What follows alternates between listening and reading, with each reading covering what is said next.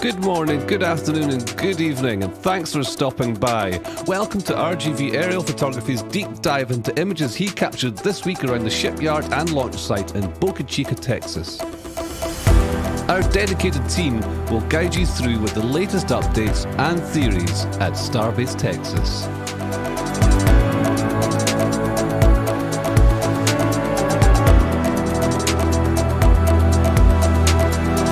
If you're new to the channel, be sure to subscribe for future streams.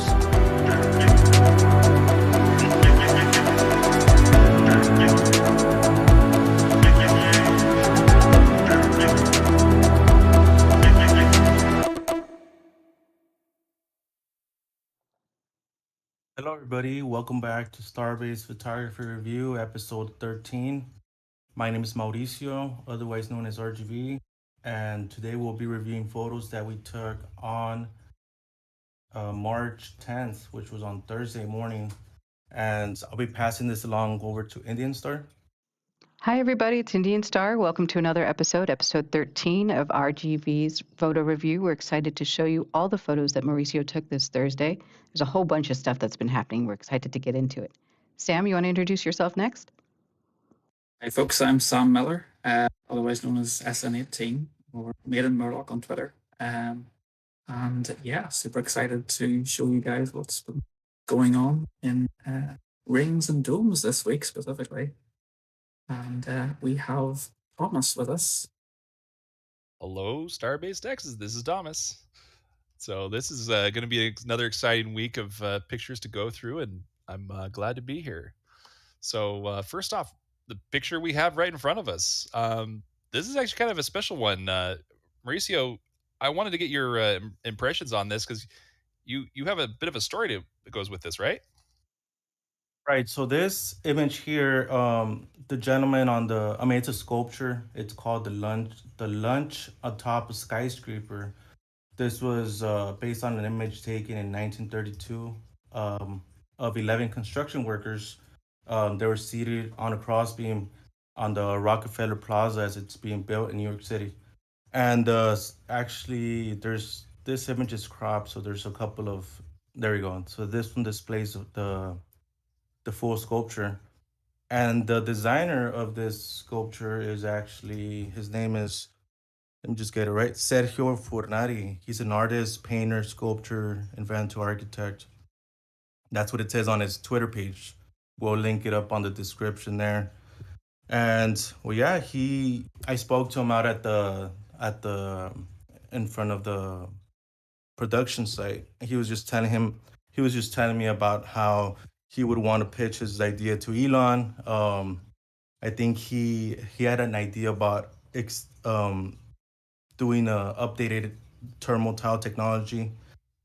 He believes it needs to be improved, and He just basically wanted to pitch his idea of new thermal technology to Elon, and not really sure if you got to speak with him on that. And if Elon is listening, you might want to give this guy just a minute of your time just to see what he has in store. Maybe he can improve his technology or not. We don't know yet. So yeah, that's basically it. I think it was pretty cool. Pretty cool guy. And if you guys want to, you guys can follow him. We'll leave the link on the comment section there. And I'll Mauricio, leave. did you say Yes. that he was a clay master? What does he do? Like, are these statues made out of clay? I'm not really sure. They look like they're made out of copper, right? What do you think, Thomas? There's no way that these could be made out of copper or bronze or anything, because like this truck that these are on would have gotten smashed if that was the case. It's obviously like a really good like finish on the top of the surface of this. I was thinking maybe it was 3D printed, but you're saying that he does clay or other things.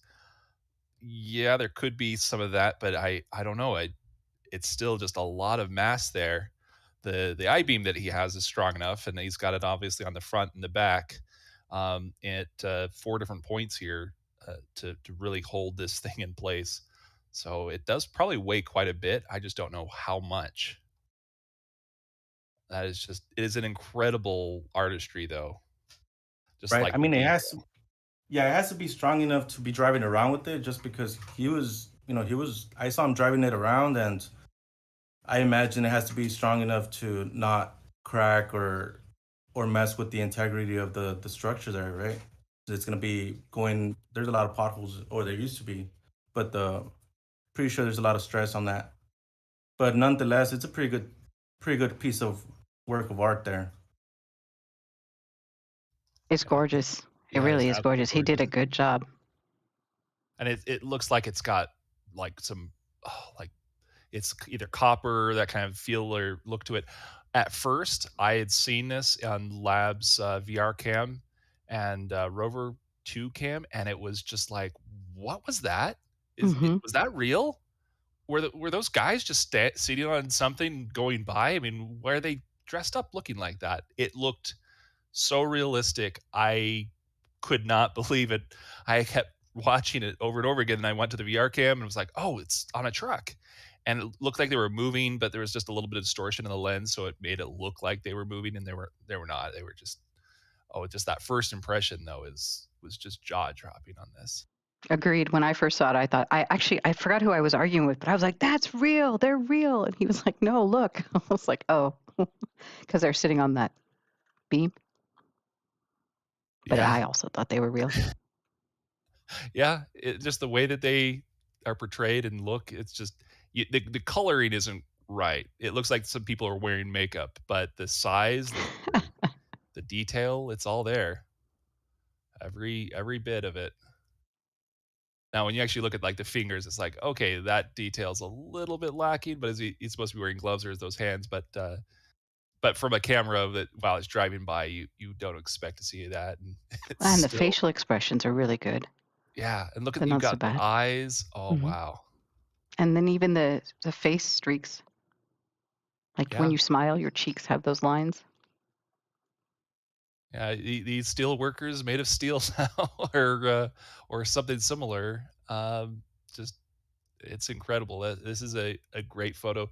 We had a similar photo that we had photoshopped around the Hmm. same time of Booster 4 being stacked, um, with Ship 20, and we were looking at this great black and white photo, and we're like, you know what, somebody should Photoshop the original photo, which looked kind of a lot like this, of these black and white steel workers onto the grid fins, and our good Frank Dinks, right then and there he did it, and it was just amazing. It was like, that's perfect.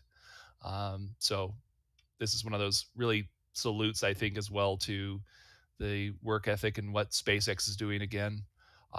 This is basically the same thing in our era as the steelworkers for their era, I think. Yeah, it's true. It's a good analogy. That's a really good analogy, actually.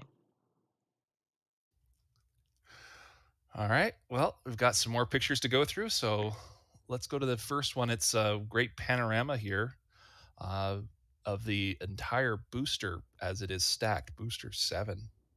That is Woo! gorgeous. Look at those COPVs. Love the COPVs. Oh, I really yes. like the new design. You want to start from the bottom and work your I way up, kind I of do, see. if you don't mind. Yeah, let's do that. Very nice to see. And of course, this is new. This is the first booster to arrange the COPVs in this way, in 2 stacks of 5 up the side. So we've increased our number, or they've always been 10? The booster 4 had 8 of them, Mm-hmm. so now we're up to 10, and that corresponds to an increase in the number of engines from 29 to 33. And Raptor 2s. Raptor 2s. I do Very wonder how this exciting. has something to do with. So we definitely have the gimbaling engines, but we only have from 29 to 33. You only have about what 4 more engines there. So is that would require maybe one more COPV, but having 2, I guess, is either maybe redundancy or additional pressure there. It's interesting. I wonder, will we ever get an idea of exactly how those are linked into the engines, whether it all sort of goes into a common system that then goes back out to the center engines? There's Yeah, only actually, one way to pressure is know not that. the right word. Sorry. Right. Yeah. It's the So almighty red. yes, and we're not expecting any of those. Well, we need to actually do a lift off a hop to be able to do one of those. So let's see. I mean, I ideally, might could get have an it. underskirt shot from Elon eventually of these things, because this is really just a cool element to it. And it's not actually pressure; it'd be more of the flow rate you're going to increase, because you're going to be having more pipes and more, basically your hydraulic fluids going down to the engines, the very center engines, the 13, going from the 9 to the 13 engines there.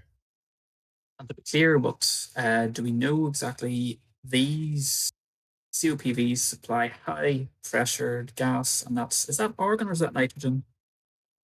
So these would be. I thought these would be the hydraulic COPVs. Oh, okay. Which means what exactly? Unless these are high pressured nitrogen tanks for RCS, which I don't know if we're really doing RCS like that, which would be quite a bit there. But to spin up the center engines. well, no, I mean is that you the need idea? some of that, but you don't need you don't need as much of that as far as volume. Like, this would be a considerable amount of volume, where we've seen the same sized tanks like this. They would either be for the nitrogen gas thrusters, which I don't think we have on the booster. No. But I mean, the pipes are kind of the right diameter, but that's also the same size pipes you have for some of the hydraulic systems. Interesting. Yeah, so I'm kind of stuck between which way those are going. But like, overall, this design is so nice. It's simple. You just do a little triangle shield, or just a rounded shield right here. You've decreased your surface area by quite a bit, especially at the top, where you're increasing the resistance and drag. When you have like multiple things sticking out of the sides, this is streamlined, very streamlined.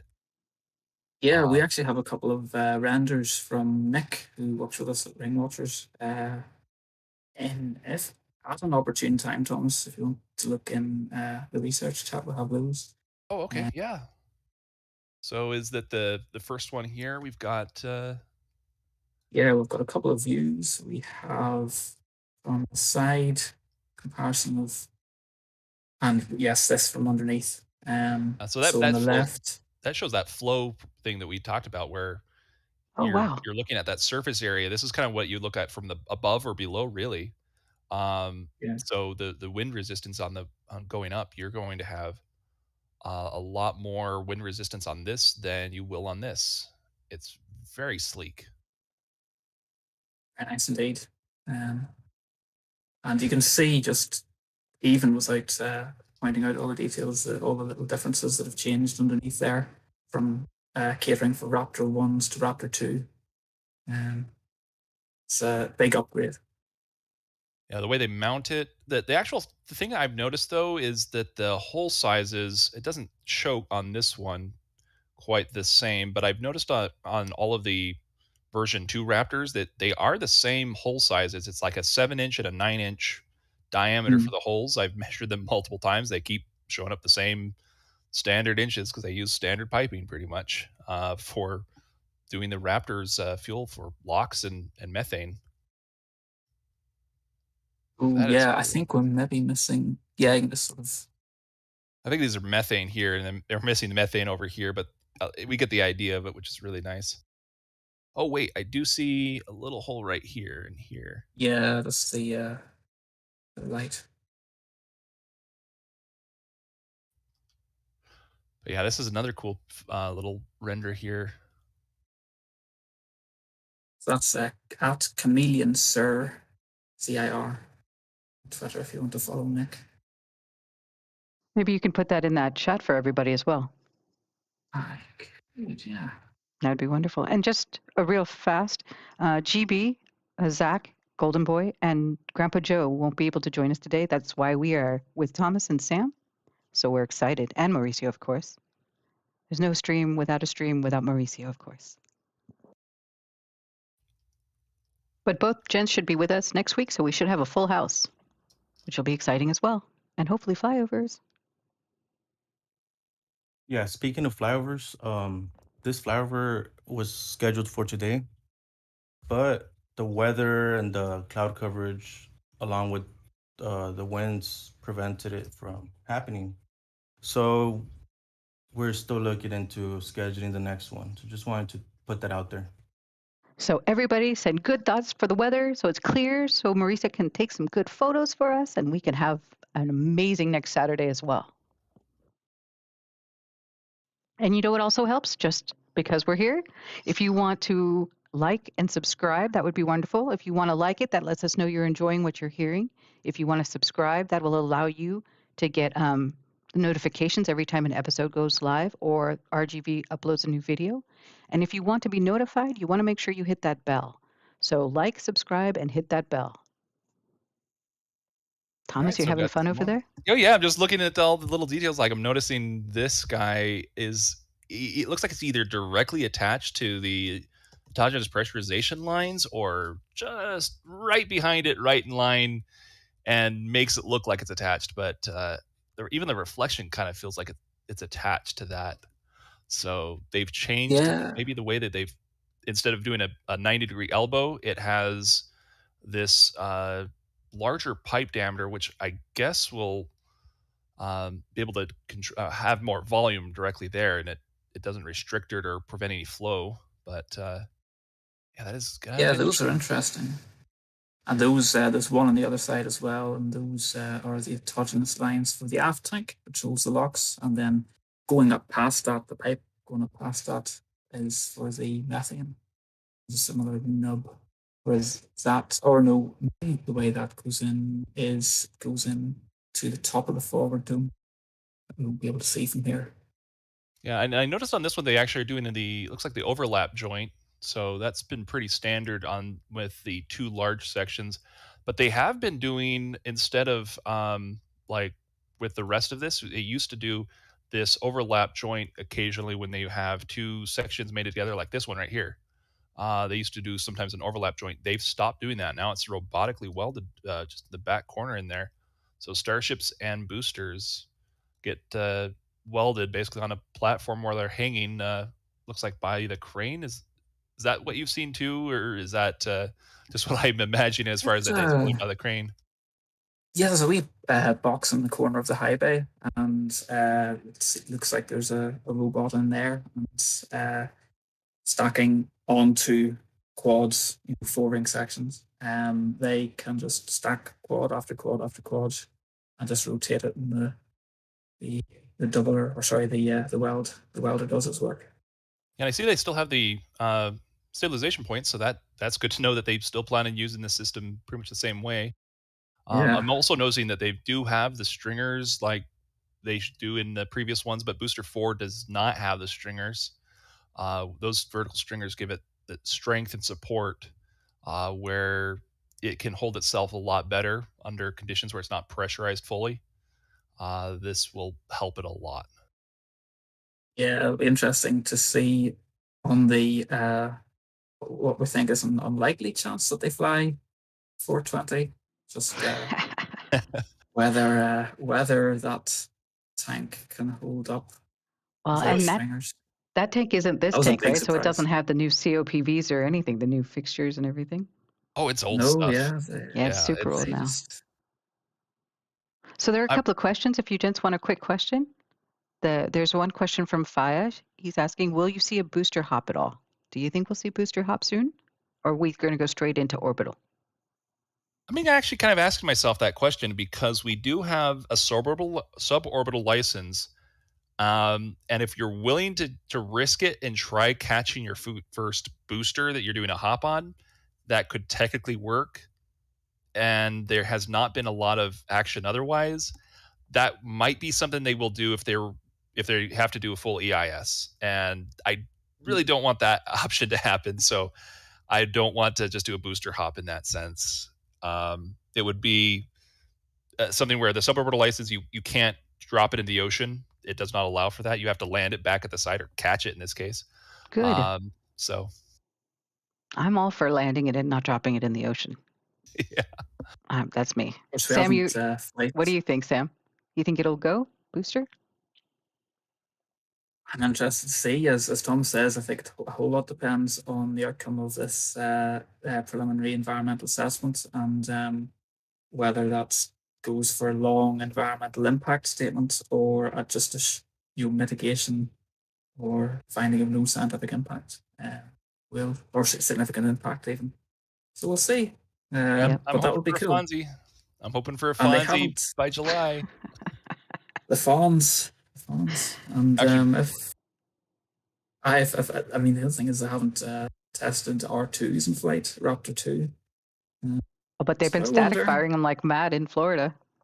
they have, it'd be quite nice to see that hypersonic flight test that Elon mentioned, that he mooted for Ship 16 a while back. Maybe see that with Ship 20. That'd be quite a nice thing to see, wouldn't it? all right. There is an option. Before I'm done with this image and call it good for the booster for now, I do see this new camera. That's kind of neat so that they can actually see what's going on down in this direction in this line of sight. So they Cool. can see the lift points and more specifically when they go through and connect the booster with the chopsticks. I think that's what they will need to use on the Starship side. So that's really cool. That is very cool. So it's going to be where the stabilizing arm is? Yeah, this is the lifting point, which is Right. also going to be the point which the chopsticks would technically catch if this booster was ever to try to be caught. I don't think we will see that for quite a while, just because it's very hypothetical still. It needs a lot more simulations and then like you don't want to accidentally blow up a booster before an environmental impact study, or I'm sorry, before the PEA is done. So the programmatic environmental assessment. Anyways, we'll move on from the booster here. There is, I mean, I'll just very quickly say yeah. there's one very interesting thing to say about Booster 7, which is that we were usually the forward tank stack receives its grid fins before it goes on the aft tank. But we were all taken by surprise when they stacked it without putting in the grid fins. So that makes it a much harder job to install those grid fins. You know, the normal cranes can't reach that high. You'd have to use the, I forget the name of it, but it's the big grey crew lift to guide those grid fins in. So maybe not such a good sign for Booster 7, but we'll see what happens. The big gray, are you talking about the SpaceX crane? There's sort of a light grey man lift. Man. Yeah, that'd be the windmill services boom Gotcha. lifts that they have. Yeah. Boom lifts, thank you. I knew that. McGregor's in Texas. My apologies. Thank you. All right, we'll go through Ship 22 real quick here. It's a great panorama that, again, can't thank. What was it? What's his name again? I've just Mr. blanked. Pleasant. Mr. Pleasant. Mr. Pleasant. Mr. Pleasant is our pano man. Yeah, he made these panoramas for us just lickety split before we jumped on the stream here. So thank you again for that. And yeah, that's out of focus for me all of a sudden. That was Yeah, weird. same. There we go. But yeah, that looks good. What's this black thing? I That's don't a remember. camera. It's a Oh, camera to look for the heat shield tiles and see what happens there. was this the thing And that was red initially? It keeps changing colors. It was red and then black. no. That's on ship 20. Those are probably some sort of EPIRB or some basically a black box of sorts that drop off either during flight, or in case of a RUD, you now have the ability to pick up your data boxes and say, what happened? Give us the raw video feeds or other information where the telemetry may have glitched right when something bad happened and the cameras were still rolling for a little bit. And you now know what happened. So there's all sorts of reasons why you would like to have that data.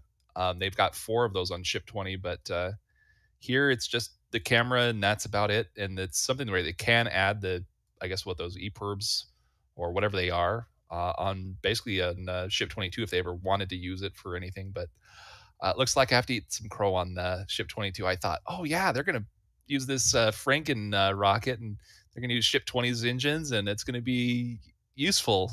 And I think it was useful, but in a different way. It's just production value is understanding the direction they want to go. And now it's a lawn ornament that potentially goes to the airport. Oh yeah, that's Brownsville. right. They donated it to the airport, didn't they? Brownsville Airport. Yeah. So that's going to be an interesting one where anybody could pretty much go up to it and probably touch it at that point, or maybe just behind a fence. But this is, How cool would I that hope they be? do this I one. want to touch it. Oh, that'd be so cool. I'd Touch go it. just to the airport just for that. I'm skeptical that Elon thought that through before saying yes. Well, But the thing is that the airport, I think, is going to have to pay transportation. So they pay shipping and handling. And that's going to be like, wait, what? How much is this? What? Yeah, you have to close the road for what, maybe 7 to 14 hours, somewhere in there. And they can't have the workers. They can't have the workers go through there. So it has to be like on a day. It's like, it's a Sunday. Nobody's going to care. The workers are going to be, most of them are going to be at home. But you don't have a lot of people working on Sundays, I noticed. Couldn't they just do a hop, in theory? Overpopulated areas? In theory, you could. Especially if everybody's home on Sunday. My concern is how you get the thing under power lines and telegraph lines. Yes, I looked at all of that, actually. The worst part of that is actually there's probably 4 different power lines all right near each other, and they are low. So either you have to go through and bury them prior to doing all of that, or you have to be able to run the line somehow while you take down some of them. It's confusing on how you would actually accomplish that. But yeah, these starships are 50 meters. The power lines, they go up to about here. Then there's some other ones that are high tension power lines that are about up to here. Do you think that they would disassemble it and then reassemble it at the airport? I mean, you could, theoretically, but at that point, it's like, can you build us a starship? That might be easier. Well, they do have a bunch of parts by the airport, don't they? They do, and I think they were for ship. Was it ship 21? A menagerie of stuff, something like that. Yeah, I believe it's a menagerie. It's old stuff, or maybe even ship 16s. Oh yeah, it's got ship 16s shoulder blades. I don't know that it's old. I think it's also new. I think there's a whole bunch of stuff that they have there, both old and new. But because it's outside, the weather, the elements are taking their toll on the actual metal. Well, for instance, the shoulder blades I was looking at from Golden Boy's pictures, they were of a style of, like, this is, I would call a shoulder blade for the lower flings and flamps here, these flaps. Anyway, these are faceted on ships that are anything above 16.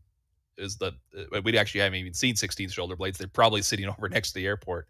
And those ones are rounded. There's no faceting at all. So probably 16s, because we have never seen them and they're just sitting over there kind of in the scrap pile. Mauricio, were you saying something? Talking about moving the Starship to the airport, it's about 16 miles or 26 kilometers. But one thing, you guys, I haven't heard anybody talk about is it's gonna go down Boca Chica Boulevard, which is Highway 4. But my concern is that once it passes, they might even have to close one of the runways at the airport, depending which runway they use, because that road is actually pretty close to the runway. We've landed on in Brownsville before in my initial flyovers. And how tall is the Starship, 50 Thomas? meters plus the stand that it's on, plus the SPMTs. So you're talking about 50 meters plus another, I'd say maybe 6 feet. Right. Yeah, it's the runway. It's yeah. I wouldn't foresee. I foresee them closing at least one of the runways, for a short period of time, maybe about an hour for it to pass by. I'm not sure how long it will take to pass that little. It's about, I don't know. It's about 100 yards that they're probably gonna have to wait for the Starship to pass by. But I Could mean, you that's just me. could you imagine the conversation to the ground control to the or to the pilots to say you need to go around, you need to do a go around to runway left, um, because we have a Starship impeding your path there. What? Yeah, that's yeah. Yeah. It's Clap gonna their be ears. interesting. It's gonna be interesting to see. It's a busy airport, so I'm not really sure how that's gonna happen unless they take an alternate route over through. There is an alternate route, but it's the longer route. I wouldn't. It's Well, it's one thing yeah. where if you do see a concrete pad over by the airport, because you do make your way over there occasionally, if you do see that concrete pad suddenly starting to be poured, take a picture for us. Let us know that it's happening, because that would be the first step, of course, before we actually even decide to move one of these things. And then you'll might see some work on the power lines and other things like street lights will have to be able to be pulled down and moved for something like this to be brought out there. This has to go down there standing up. It can't be laid down in any way. Otherwise, you crush this entire structure. Even if you put it pressurized, even if it stays pressurized, it would crush? Yeah, Really? you'd crush it. It would be Oh, bent shoot. and warped, and you would never want to stand it up again. Why? You wouldn't want to stand up again because you have pressed down, let's say on this side, so much that it has caved it in essentially. So Hmm. you have this side of the structure is now suspect if you went to lay it down, and then brought it down the road. There's other ways you can help with that. Foam would help with a cradle, but you'd have to work out all this stuff. And there is a system I've seen for grain silos that does the thing, but it's not meant for stuff like this. Any of this, it's an interesting idea, but I don't know. I mean, We'll if you think about it, grain silos are what are flying, so it could work for this. this is kind of like a grain silo that is flying, but it'd have to have a bunch of stuff taken apart and then put it back together, and you might be able to do, but you'd also have to probably go through and put internal components to help brace it. But it's already kind of done. It's not look like it's not like it's going to fly anywhere. Manhole covers are open on this guy. This one's closed, so yeah, I guess it's just this one. It can be pressurized. It probably is pressurized here, just with this guy, and it's basically putting in just compressed air. And if they want to keep it safe for potential use of any kind, they will have a nitrogen filter. So Thomas, label. I know labels everywhere. Oh, It's your I love. favorite. I know you do. We could actually Anyways, get a moving on. nice close view of that label, but move on. Yeah, we do actually. We can take a look later. Oh, no, we can take a look Yeah, now. well, they've got labels here, here, and here, and A little lower, Thomas. There's one on a paper. this label. That one. Yeah, but Yeah. that one looks like it's just ship 20 kind of stuff. Oh, generic. Yeah, that's the one. Mauricio did get a close up of it, but the writing is so faint. But Who uses Max pen? Q, I know Max Q spotted that there's an S23 section number. So that's Interesting. And then they quite have the good to days of the week confirm. on there, and they've circled the last bit: Sunday, Monday, Yeah, that Tuesday, was Wednesday, Thursday, Friday, Saturday. Saturday circled.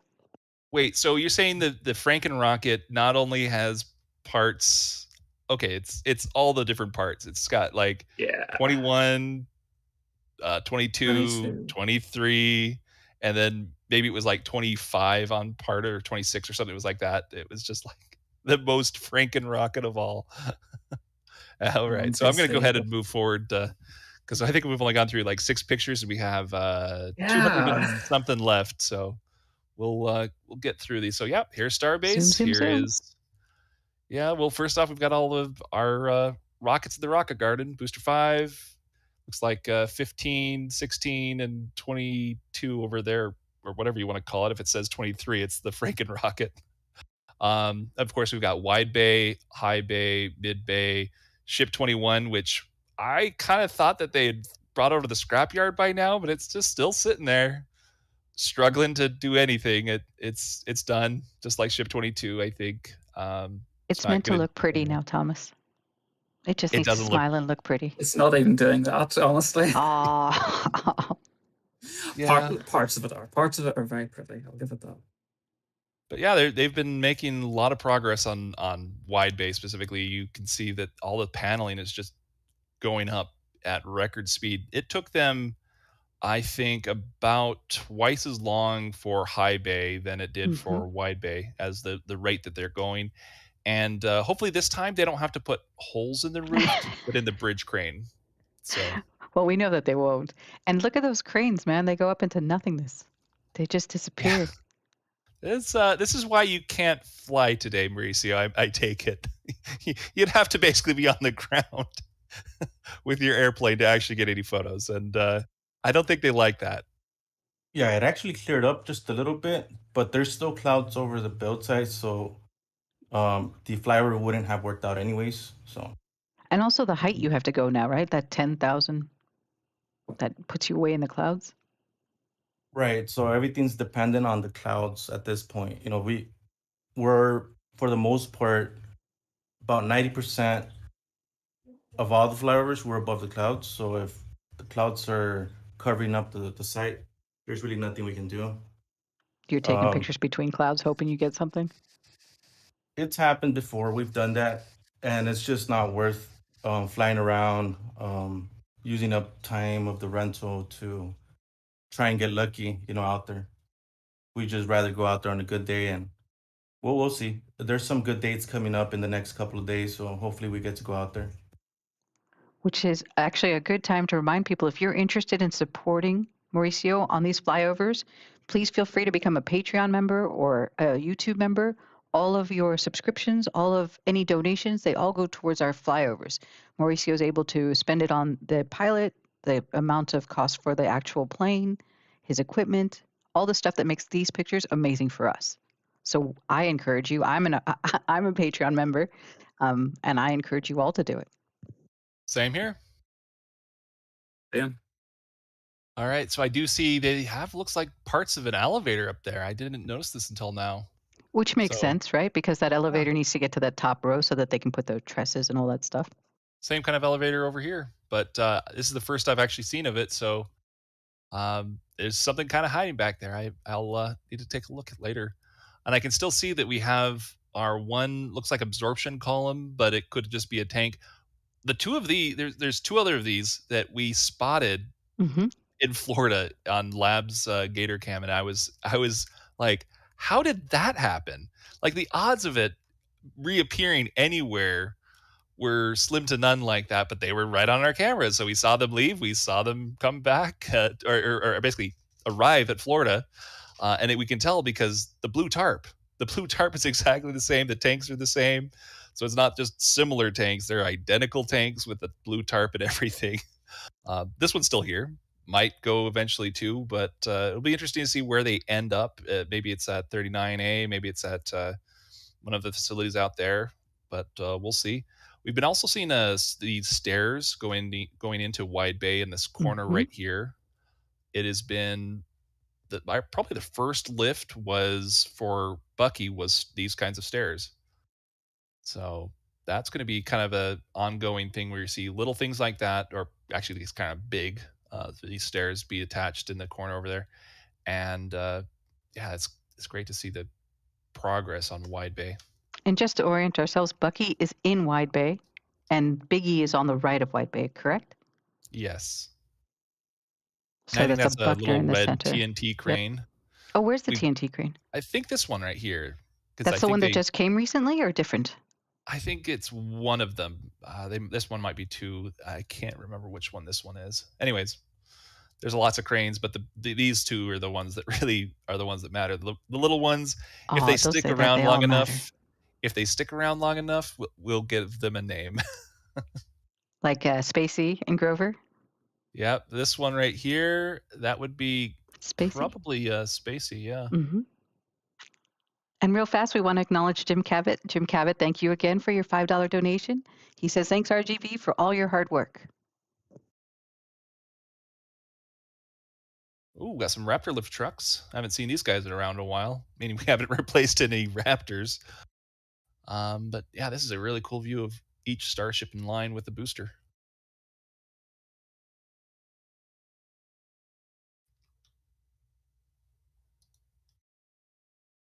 Looks like you're further down the road when you took this one. And SN2 is now water tank. So That's the history scattered around the place. And Max Hugh actually just informed me that Bucky is no longer in Widebay anymore, that they've installed the doorway, so Bucky has to be on the outside. He can't get back in. you mean this door that's being installed right there? You can see it on the other side. The doorway's just right there. Huh, look at you. So, perfect. Thanks, Max Q.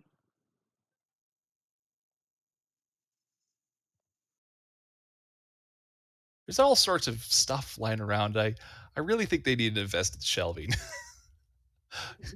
Gets it off the They ground. have shelving. You look in front of High Bay, there's bunches of shelves. And by the, I think it's the pizza oven. They have a bunch of shelves inside the pizza oven. They need more. A lot more. Like, so much more that a lot of the stuff doesn't need to be on the ground anymore, and they can actually have better inventory control. And it's like, yeah, we just broke some things because we accidentally ran them over with a car or truck or something. Yeah, my sister works at the Container Store in Oregon. Sounds like they could use some advice. We'll get your sister to come out and consult. Yeah, Works for me. I'll get her to take some photos while she's out. That'd be amazing. Look at those birds. Birds. I don't see the birds. Right there in the white. Look at the white. Oh my goodness. Yes, there they are. The birds that are black with red feathers. Wow. I'm telling you, something's happening to the birds there in Boca Chica because they are fearless. Well, they hang out with rockets all day. Of course they're fearless. Oh, more birds right there. But yeah, I think it's probably migratory season again. So birds are coming back and going through here. But yeah, we've got the methane electric generator plant right there, like a 13 megawatt or 12 point something. I can't remember now. It's been a while. But it was Albany, Oregon, where this thing came from. That was a fun thing to track down. I've got all sorts of, looks like, I don't know if those are conditioning units or what they're doing over here with all of this. It's all United Rental stuff. But yeah, it looks like it's hooked up to whatever all of this is here. Can't exactly figure out where that is actually at. We'll need to take a flyover picture to find that one. Mauricio? We know a guy. We know a guy. That's right. Kind of interested in what those are now. I'm looking at them and I have no clue. It looks like some sort of scaffolding material on the right, but I don't know what these are. So would those be the when they put the concrete and they put the frame on it? I forgot the name. Forms. Are they These forms? don't look like forms. There's large gaps, and it looks like there's layer after layer after layer or something, because or there's something just as far as a wood piece in between just these three sections. But there may be some sort of hood or cover, but it looks like it's supposed to go inside of a building potentially. Might even be radiators. I really can't tell what those are. But yeah, I've got lots of, looks like flammable gas over here, potentially just argon, but looks like it's the flammable gas kind. Big red containers kind of tend to be like that. But yeah, they've got a lot of power distribution around here. just tons and tons. This one's not even run with the cables yet. So you've got the cable racks and cable trays just ready to have cables strewn throughout this entire facility, and there's probably still a lot missing from this setup. The fact that they haven't even touched the cables yet, which actually does explain the spool that we saw over here. Just tons of cable right there. So they're getting ready to do some major electrical work.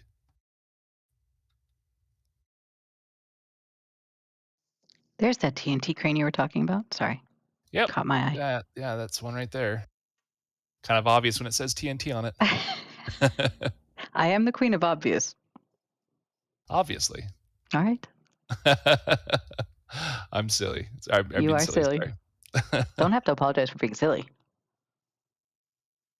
All right, so let's see. We've got the methane, not methane, sorry, LOX generation facility. So this is a gas liquefaction tower. So they pull in gas. It's, I think, a yellow pipe. It's over to the left. You can't see it here, but that's how they're pulling in air, and they basically cool it down and compress it to get your nitrogen and oxygen and other things like potentially argon.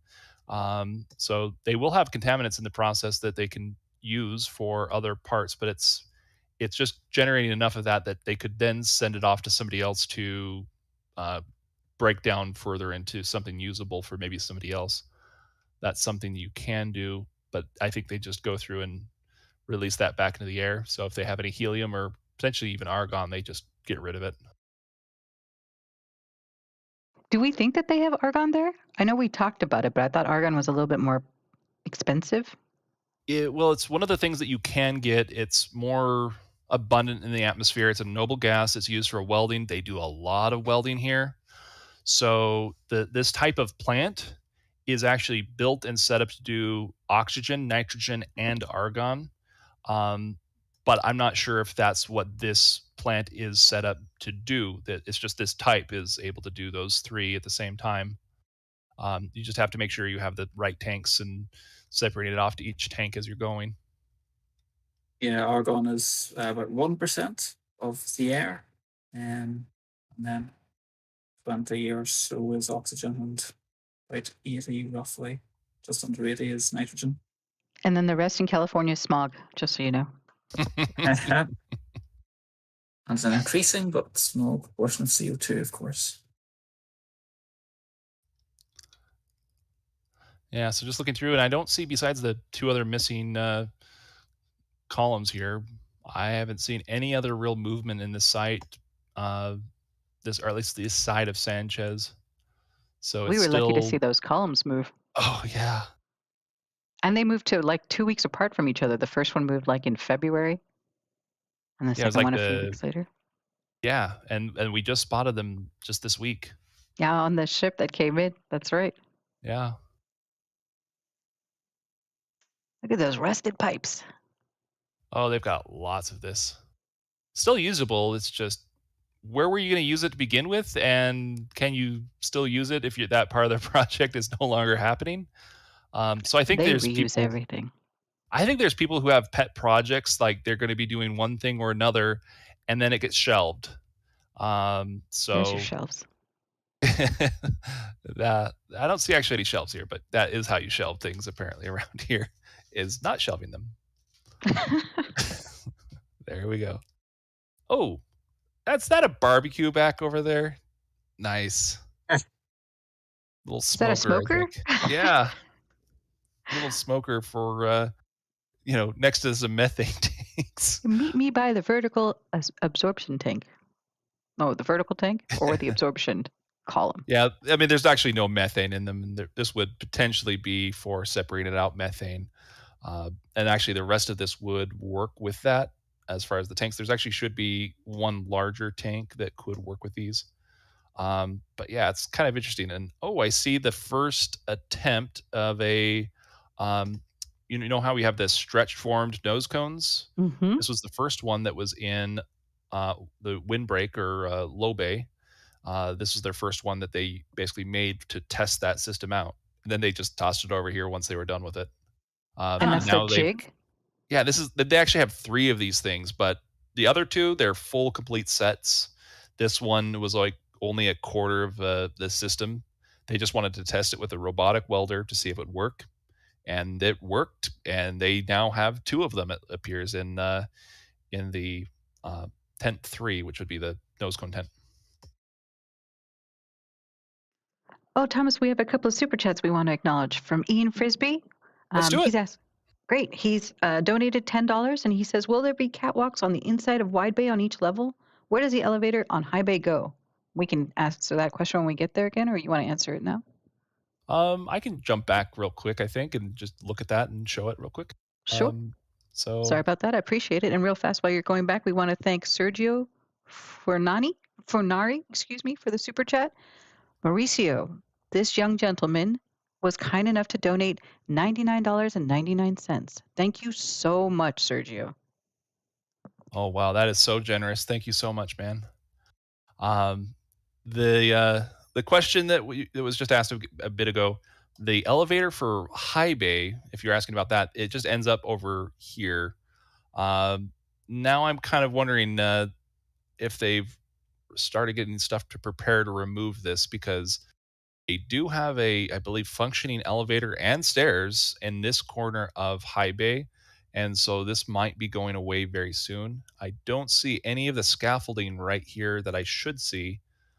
So things might be wrapping down on this particular elevator. Well, this elevator over here will be very similar. And as far as, let's say, scaffolding or interior stuff, there will be some for a while, like you've got some right here and here, and these walkways throughout the entire section. So they're still adding the pieces that go from here to here. You'll want to basically put the siding with the new siding to be underneath this siding right here, and then that one goes on over the top, so that any water will go down over the entire thing, kind of like scales. That's one way you can do work with siding.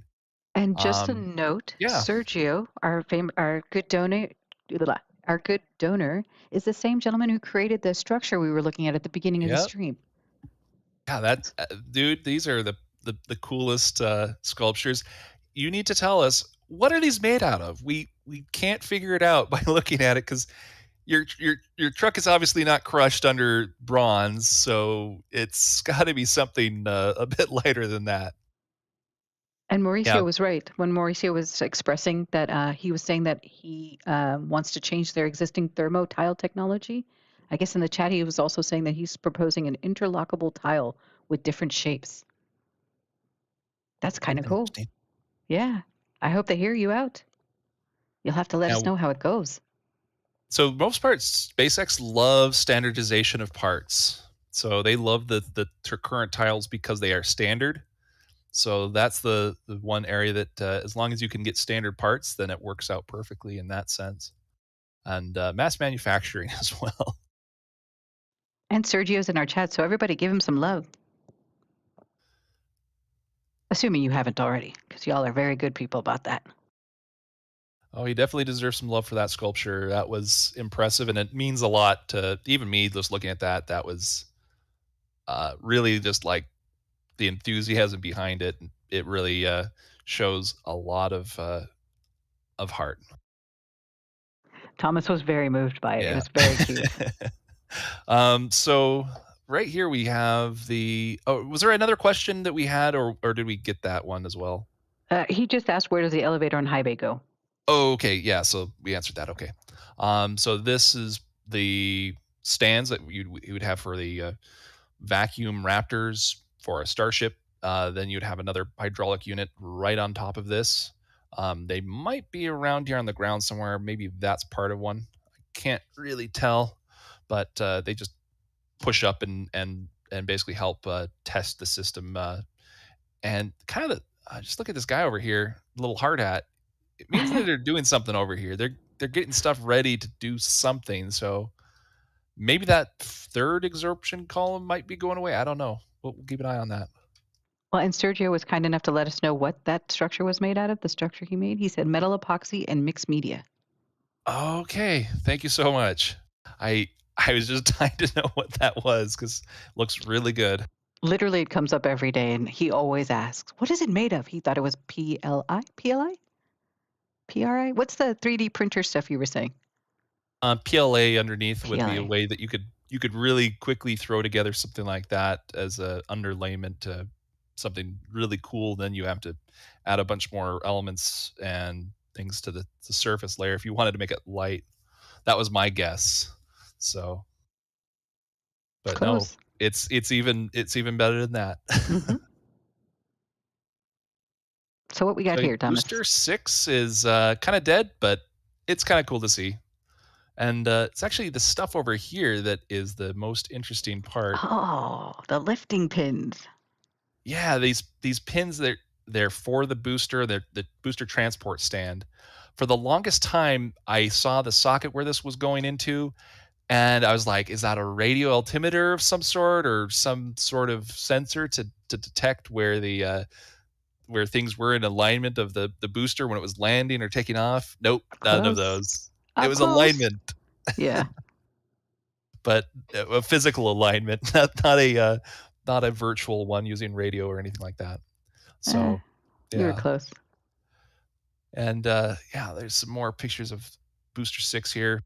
Things rust very fast here. They've been asking for experienced people to apply there, and they've got plenty of job openings for basically painters or people who are professionals at rust mitigation, because they have a lot of problems with it. Even with the stainless steel, you're having problems with the ocean as well as bird droppings and other things. It's kind of a whole mess there. And speaking of birds, A nice one. Is it a I was robin? going to say, our little ornithologist over here. well, what kind of birds are these? Do you know? Well, I wondered, That's is that a robin? But honestly, don't take my word for it, because I'm over here in Ireland, over here in Belfast. Are you saying Northern you have different Ireland, birds than and, us? We have different birds. We share starlings, and probably a few other things, but very different fauna. Yeah. And now back to Starship. Oh, we actually got 2 super chats. Want to go for those? I will. And also, I wanted, when we get to the pins, I wanted to point out some stuff that some people were letting us know about. Okay. Super chats, right yes. now. So, okay. But so yeah, thank super you. chats, and then we'll go to the pins. You got it. Thank you, Wes, for your super chat donation of $9.99. He says he's not going to top Sergio, but he's definitely going to match 3 of the 4 digits. And he was able to give us $9.99. Thank you, sir. And of course, by our regular, he also donated $10. He says, let's get a train going. Match, match, match. Anybody See if got y'all match $10 to match?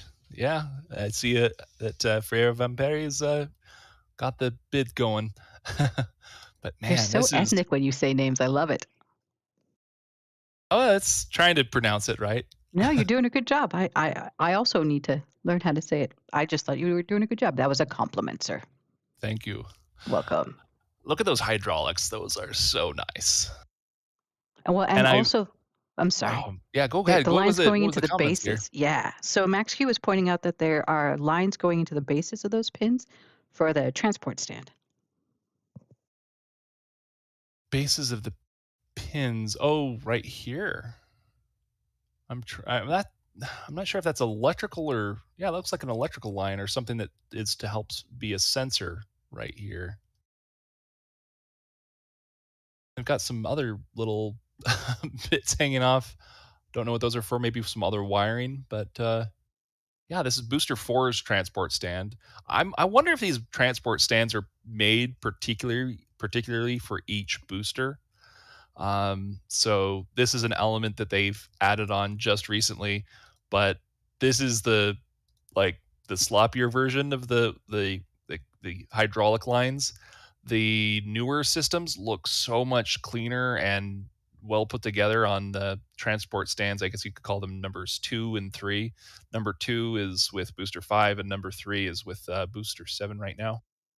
So you think they're booster specific, or you think that booster number specific, or do you think that they are just booster versus Starship?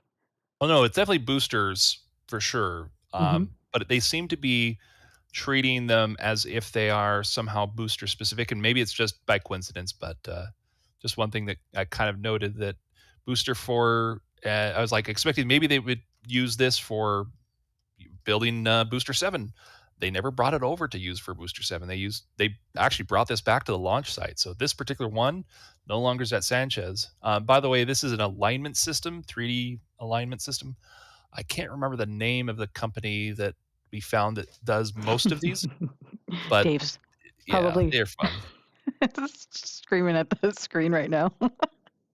Well, they have these little silver spheres that have a retroreflector built into it, and it grabs onto that little retroreflector and won't let it go. And so this thing constantly is turning and moving in with that retroreflector, giving it exact, precise, basically the width of a human hair or less measurements while you're moving this thing around and putting it on things. So you can get physical alignment tests for where you have things, especially things like these pins, because you need to make sure that you're not quarter inch off where you're bang something up and break things. So Definitely. And we so saw that alignment thing that you mentioned when they were building or putting together the OLM when it was in the shipyard. Remember? When it was on the 51-inch Fagioli stands back in the day? Yes. Yeah, so that was the same system they used for aligning all of the table. So they aligned the table with a system very much like this, except it was on Fagioli stands, 51 inches each. The joke behind that, there's a joke. There's a huge joke, and it's hilarious. I was 3D modeling the Orbital launch table before we knew exactly what it was, and I was putting it together, and I saw the like all of these details I'm trying to get into there, but I need precise measurements. And I was using soda bottles and all sorts of things. And somebody says, well, why don't you use the 51-inch Fagioli stand? What do you mean? And the Fagioli stands all say 51-inch or 51 on them. And I thought they were just numbered. Like, oh yeah, you've got 49, you've got 50, 51. And mind you, poor Thomas I was like 3 inches off for the thing, and I was like, well, I modeled it. It was 3 inches off. I had 49 inches for the 51-inch stand. For using a water bottle, which he actually did, he literally measured a water bottle and then took that line and measured the entire OLM. It was hilarious. And then to find out that they'd been standing on 51-inch stands the whole time, he could have used that. Oh my gosh. I'm still laughing. Yeah. I think that's hilarious. Yeah, well, it took me hours to go through and try to find the right water bottle and exactly who makes it and how tall they are. It was so, and you were so diligent. It took you forever, and then in comes that comment. You were just like, "Oh, I thought they were numbered." Like, yeah, I just ignored the detail that was thinking that, oh yeah, they're just sequentially numbered. No, they weren't. They were all the same. And actually, they do make 49-inch Fagioli stands as well. Those were what the nice little what was it called? The can crusher. I modeled the can crusher with the Fagioli stands, and I was looking at them going, these Fagioli stands are different. They don't match up. Oh wait, it says 49 on them. But luckily it was a quick fix, and I didn't spend any time building them. But I noticed that I was off by a couple inches because they were 49. So same problem happened kind of again, but it was very quick to fix. And we have to shout out to the crowd. They have been matching FIA's $10 since we've been talking, I should say. Oh so let my me give gosh, some yes. love out to these people. So Jake Quellen, Shikro, we want to thank you for your €10 donation. She says, I'll match and you know why. Rocket Profit, another $10. He says he will match. Jim Cabot's adding 5 more to his already standing $5 donation. He's at 10. Bogdan C., $25. He says Ron, which I understand is from Romania. And then Peanut, our favorite Peanut, $10. More fuel for the plane. And Mighty Don. He is donating 10 pounds, and he will also match. Thank you, sir. That is amazing how that match donation is going. Love 10 this euros. crowd. Oh, how much is 10 euros compared to dollars? I think it's like 17. More. Yeah, it's like 17 or sometimes it depends on the day. In fact, but it does. That is awesome. Oh, it keeps on going. Who else do we have? Shard Baby. Shard Baby dropped another 10 pounds. Thank you, Shard Baby. And he says I can match too. Oh, wow. Okay, so there's a kind of a comparison here. This one's awesome and cool. Not so awesome. This one's just a stand, and I think this one could be used for potentially transports, but I don't know what they're doing with this one. It's got the wind block on it, and I think it's been on there for quite a while. And it looks like they're using C clamps everywhere to keep that up. And well, they didn't keep the rest up. Actually, I don't see other C clamps there. So, but that bend right there, what happened there? That's a weird warp. There's probably a story behind that. Probably. Do you know this story, Sam? Well, it looks like a work stand that you would put ring sections on. So, I mean, could be Okay. anything really. Well, if anyone's particularly interested, we can hop through some photos together and see if we can. So I'm Sam, interested. You So and I Sam- can do it. I'm interested.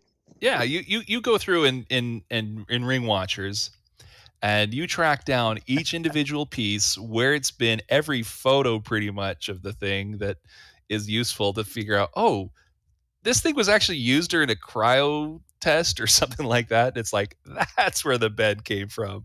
Okay. Well, and Rohan is also part of the Ring Watchers, and he was saying it says test stand like SN7. It's the SN7 family of test stands. Ah, that makes sense. Okay. Excellent. Yeah. Great photo of the Starbase sign. Looking a little bit dusty, just like Mars, and little smiley face. Wash me. Wait, is there a wash me somewhere? No, I feel like we need to put wash me on there. Oh, there's got to be a wash me somewhere. Oh, Not there's yet, not. just a smiley face. Oh, but you can see what people have done. They put their hand right here to get the light to turn on when they, and we've seen a person do that. They'll be running across, and then they'll put their hand just over it, just long enough to make it turn on, and it stays on because it's a photoreceptor, so it detects light, and obviously it's light out, so these don't turn on, but later it does, especially if you put your hand over it and just turn on each one. But yeah, that you don't want to actually touch these because you might break them, and you don't want to be the guy that broke the Starbase sign. God forbid. They weren't there when you were there yet, right? No, they put them in like a week after I was there. Yeah, I remember it was very close to So the time it you would were have there. been about May, probably 14th, I think, around then. That's when you left, I thought, roughly. No, I was, that was a week. That was about a week after I left. It was about around May 14th, and I think that's when those appeared. I was just like, oh darn, I missed it. So, wow, these hydraulic units are so cool just to see how they operate. It's all one pipe, so you've got the in and return lines. So you've got I think the red is the pressure line and blue is the return line. But they all get pressurized at the same time. And so you'll see these things just retract out in random orders to each other because one of them is a little bit stickier than the other. But then once it reaches its max limit, it puts the pressure into the rest of the system that they will move. So that's just one of those cool things to see. So you're saying it's not in as well. Sorry, What was that, Sam, Sam? you were saying? You go ahead. You go ahead. No, you first. I think that probably plays into the reason for those attachments that we were talking about a few minutes ago. The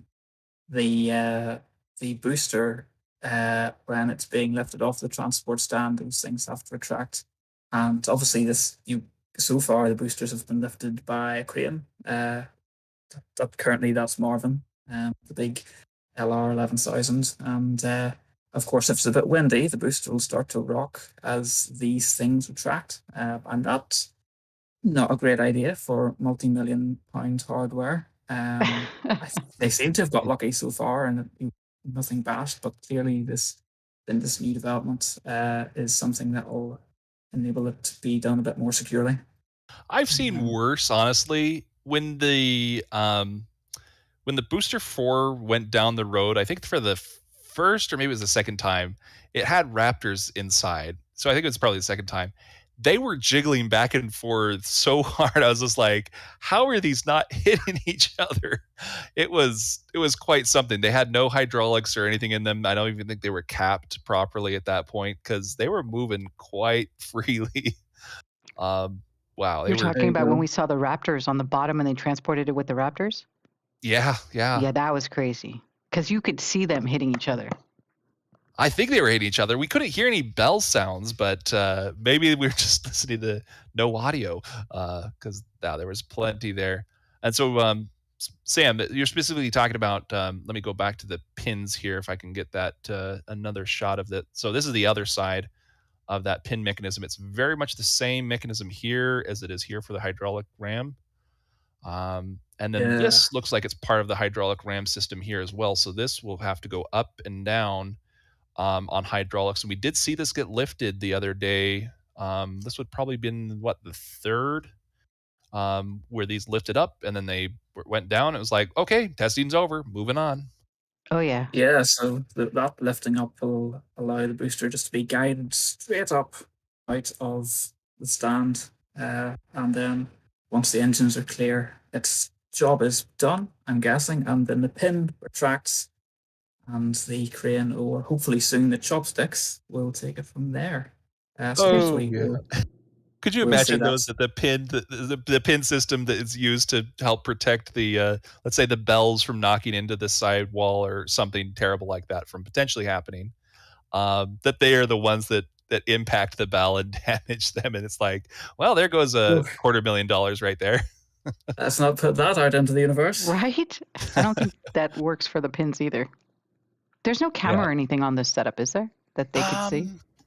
I don't think it really needs a camera setup because they're close to the vehicle, but it actually should have cameras somewhere. It had cameras when they moved S20 with the chopsticks. They will have to have cameras when they move this off. So it needs to be automated, and this is part of that process to be automated where there's no human presence.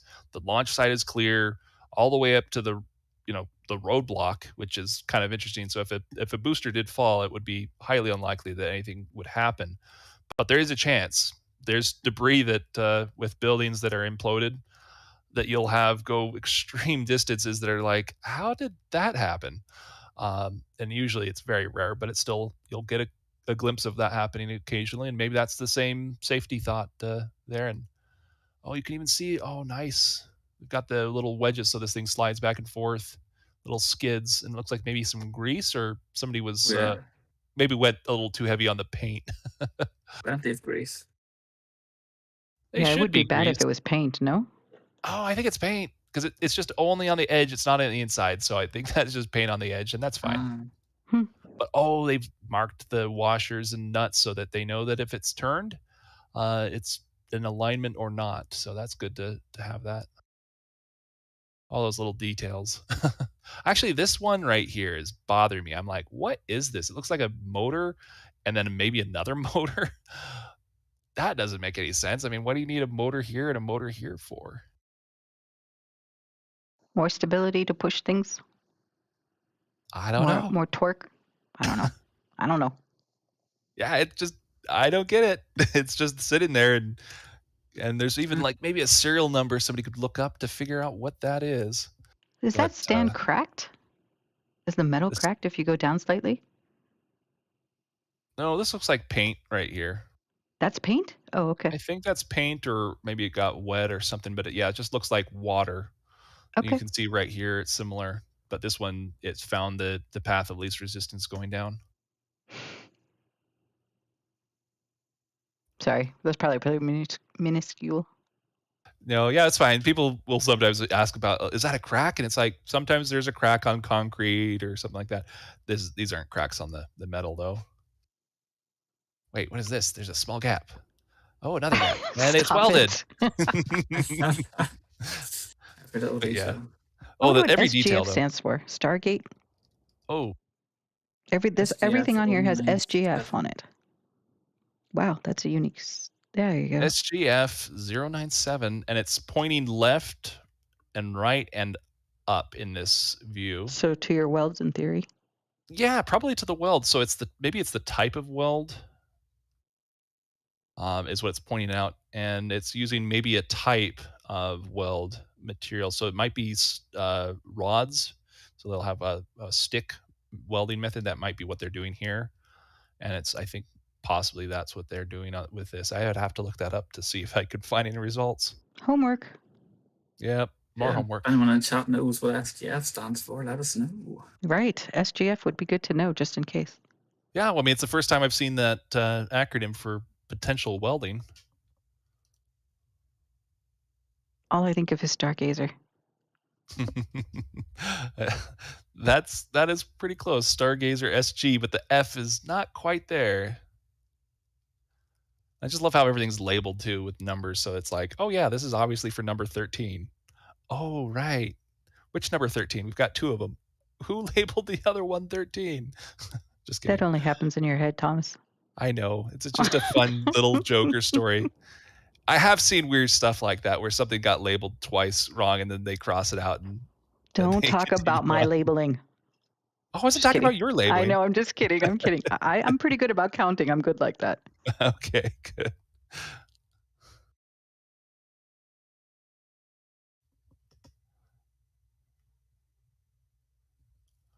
All so right. There's more of your pipes? More of the pipes. And actually, I think they've kind of fixed these up a little bit than what they had, but probably not, because I think what they did on, I'm thinking of boosters stands for number 2 and number 3, which are for 5 and 7. That they basically tacked them onto this side, and it looks really clean. This one, it's the prototype, I think. It verifies that the system works. They don't need to make it look clean and nice and paint it everywhere. It's vintage. They call it vintage. Everybody loves vintage. Well, this is prototype vintage stuff here. As you like. And looks like they've got grounding lines, because that looks like copper going everywhere.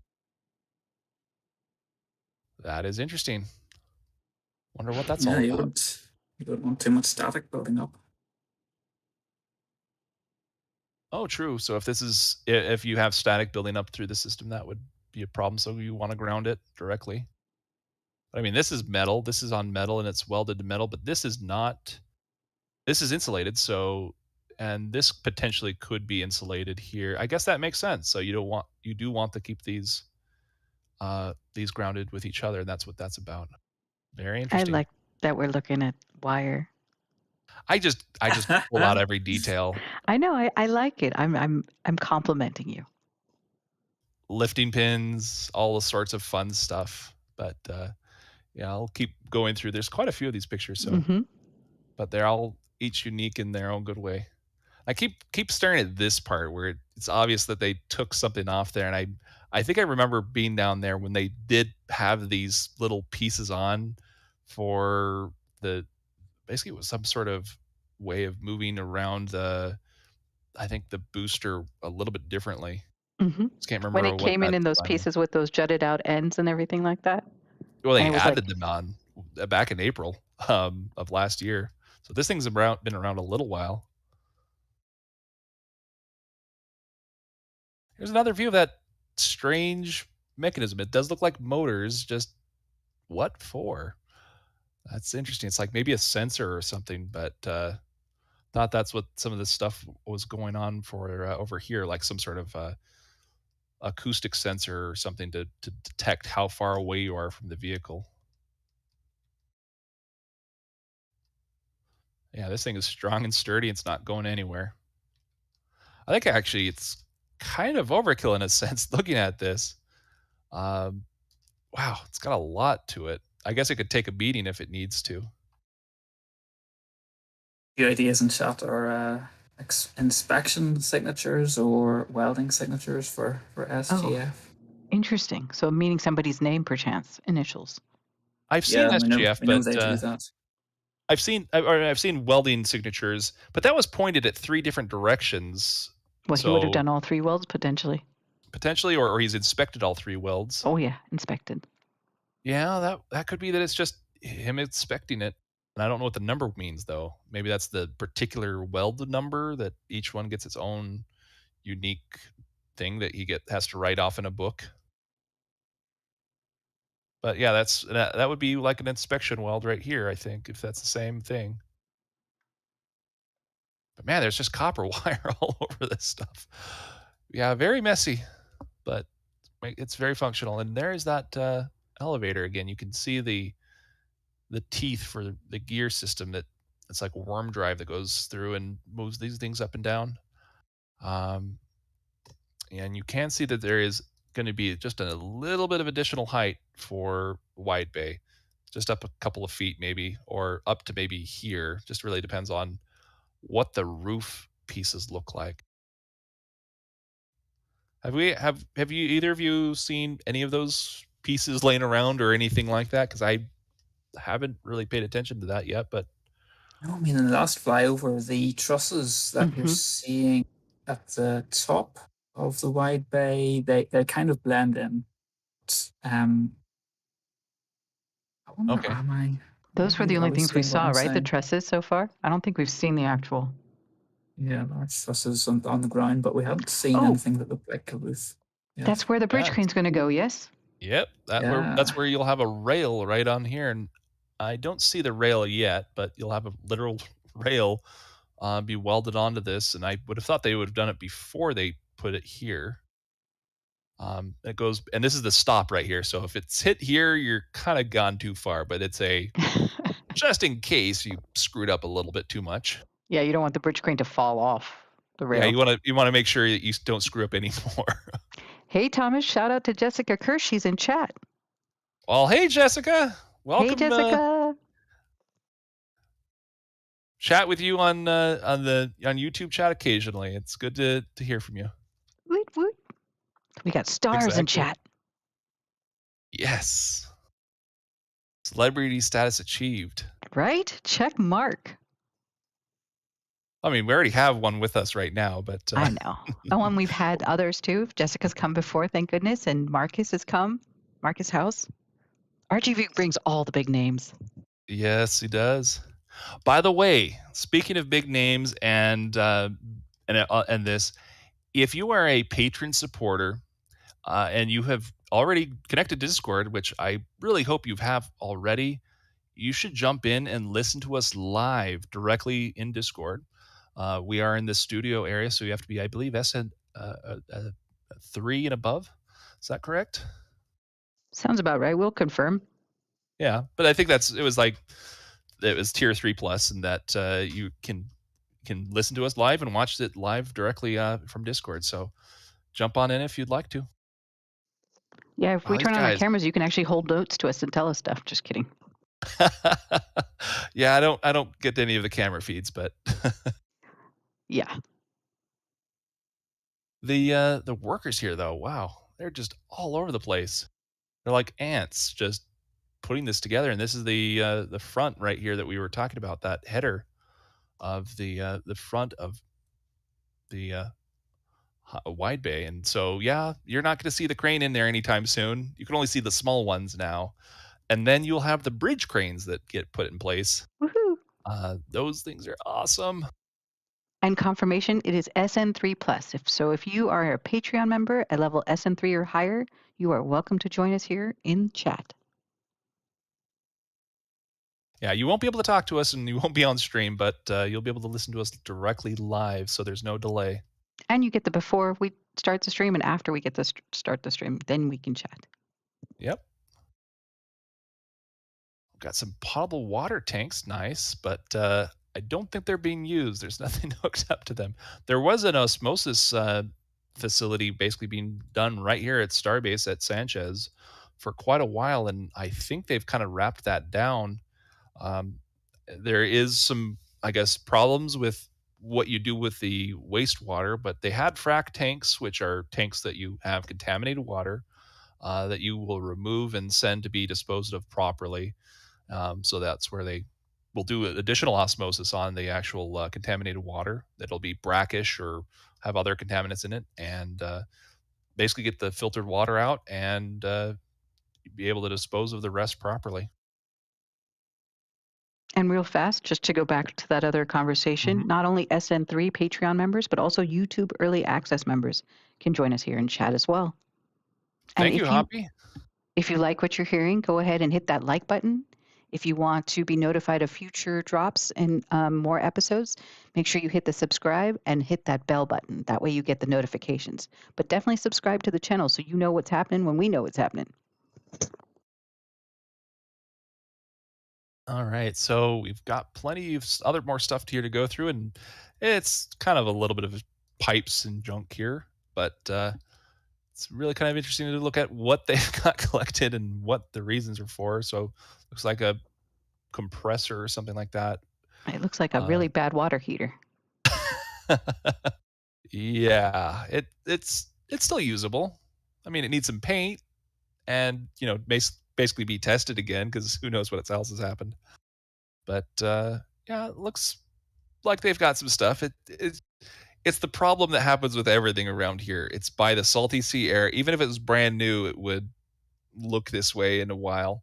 But a lot of the stuff they buy used, third-party stuff that is what was from other facilities across the country. So Albany, Oregon is one place I've found stuff. Denver, Colorado, I've seen stuff from there. I've seen stuff from It's everywhere. It comes Florida. from everywhere. Yeah, it's from everywhere, and the suppliers are from everywhere. It is incredible to see how much stuff that they get from all over the U.S. And I wonder about what is the farthest place that they get some of this stuff. It maybe even outside of the U.S. for certain parts that are non-critical components, they will probably source from anywhere that will be usable, really.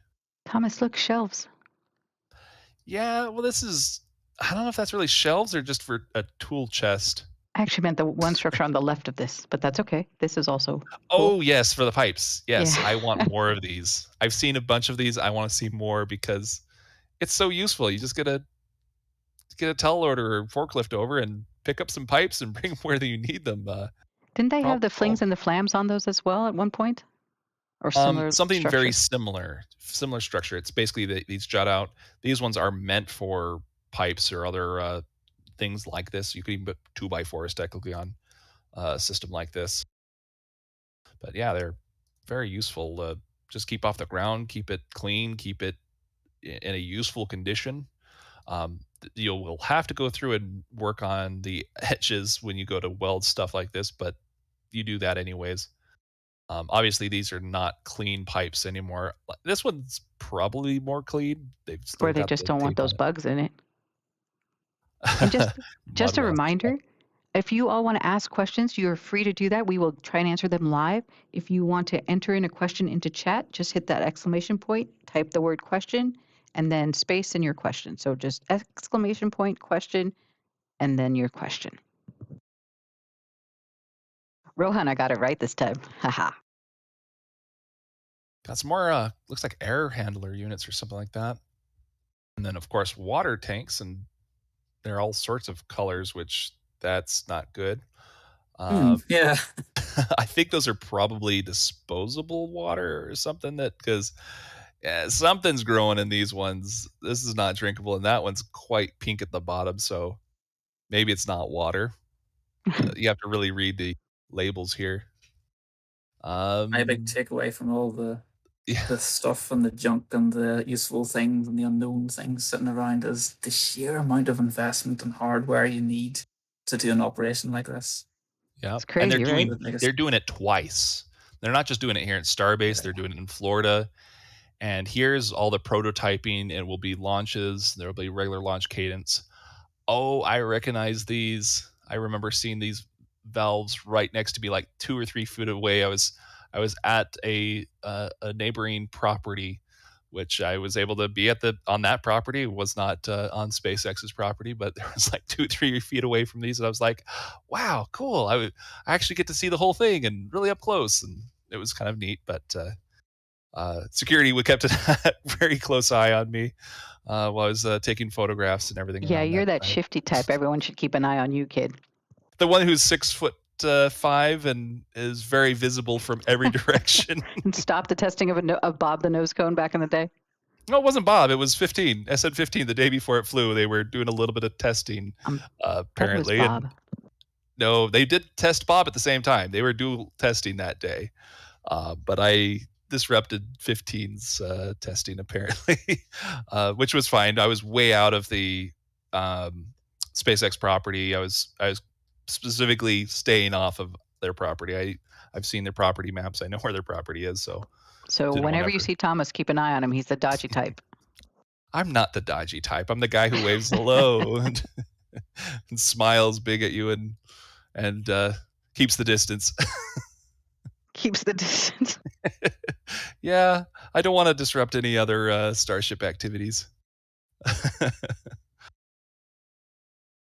Yeah, what is going on with that over there? I see that they've got lots of concrete, but we should something's get to some good stuff too, not just all this stuff. Yeah, true. I'm just looking through, and there's all sorts of stuff everywhere. Your eye candy is like your eye candy levels off the charts right now. Yes, concrete. I know. Concrete, like where they pour it out. Great place to clean out all the concrete of the concrete trucks. And okay, liquid nitrogen is what these are labeled as. So until they change the label, that's kind of what you have to put in these. And you can change the label. They even make them so that you can actually have placards you stick in. But yeah, this is the kind of tank I would expect, maybe argon or contaminants that you can then use later for another filtering process.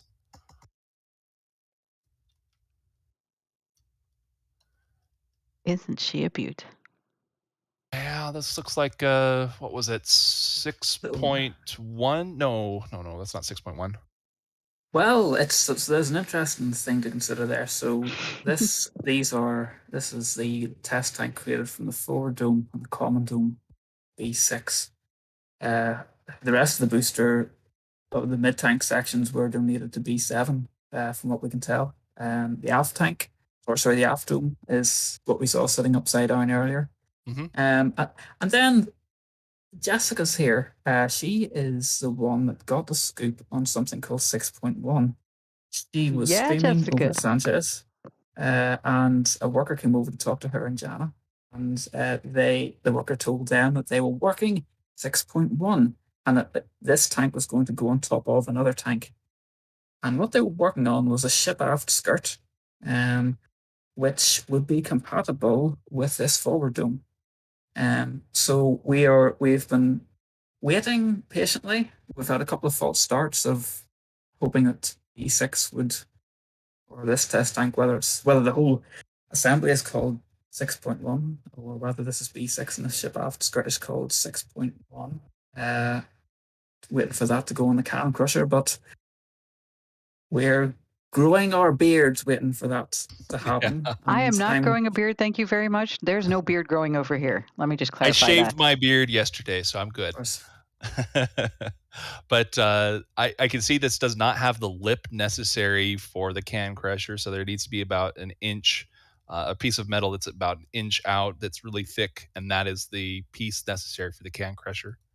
Yes, that is what I'm so curious about, whether the can crusher can take a sort of a plain rim like that, or whether we need to see that bottom rim. So you're saying you want to see if the can crusher can crush cans? Yeah. It can. Well, we know it sure can.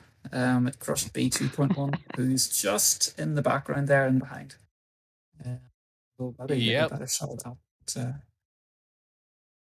Yeah, now still waiting to see a ship aft skirt put on top of the test tank for that test. I think that this was being worked on as 6.1, I think prior to the 2.1 test, and it crushed it. It crushed it good on the can crusher.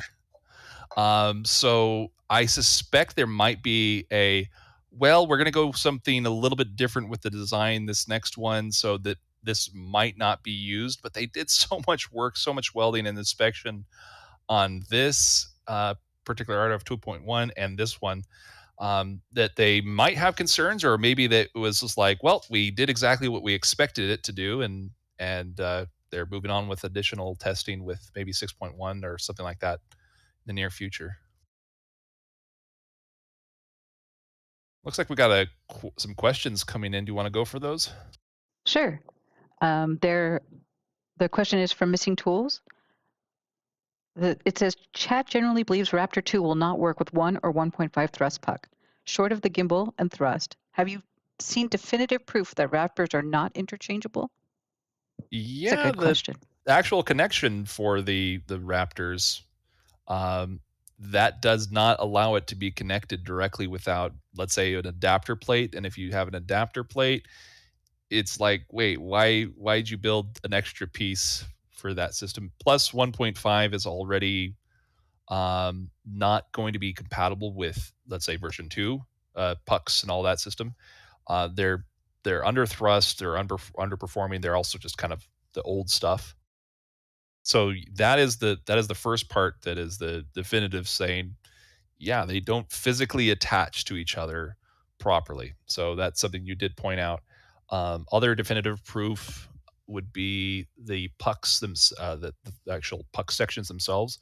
I think they're actually a little bit stronger and stiffer on the later versions, like Booster 7 versus Booster 4. So Booster 4, it looks like they've basically etched out more on Booster 4 than they have, let's say, on Booster 7. So structurally, it's supposed to be taking a bit more of a beating. That's the only other thing that I can think of that off the top of my head, that I can remember. Is there anything else, Sam, that you can think of, or Indian Star? I think you've pretty much covered it. Okay. For anyone who wasn't, he hasn't been sort of looking closely at the pucks, the Raptor 1 and 1.5 ships and boosters had these blocks on the bottom that the engines would attach to, and those aren't there on the newer designs. So maybe that particular part has been transferred to the engine itself. Mm-hmm. We might get an answer to that question, and we might not. And that will depend on whether Ship 22 flies, basically. But not a lot go down that rabbit hole. Well, I can see the Can Crusher in the background here. That's I got another nice. question for you. Let's go for it. How do they seal the manholes? Max B's asking. He's saying, do they use welds, flange, gasket? That might be Looks a like Sam question.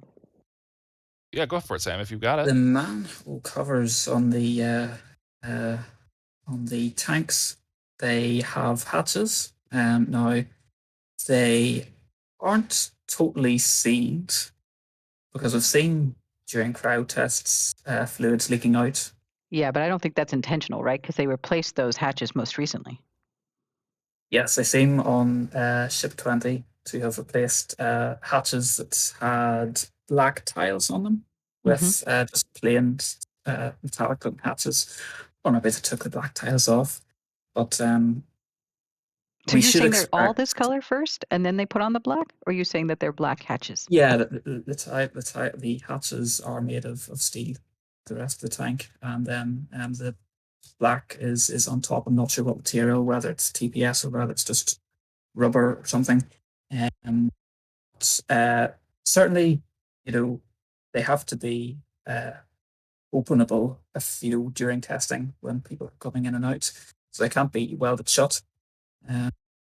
And perhaps what we should expect. Perhaps what we should expect when they're going through the send is for the hatches to be sealed a bit more tightly, but I can't say for sure.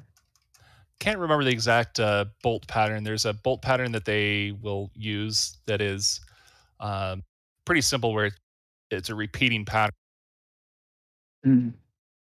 But I've seen the numbers where it will say, like, this is 1, this is 2, this is 3, this is 4, this is 5. It kind of does something like this. Ooh. And it just repeats back and forth. Okay. Very simple pattern. And it's just, this is one of the ways that they actually tighten it down, that is simple for them to make sure that it is perfectly sealed, or should be perfectly sealed on these systems. So just kind of one other thing to point out. Looks like Chinese jump rope. Looks like a laser show to me, but okay. Well, I'm a product of my environment, I guess. Same.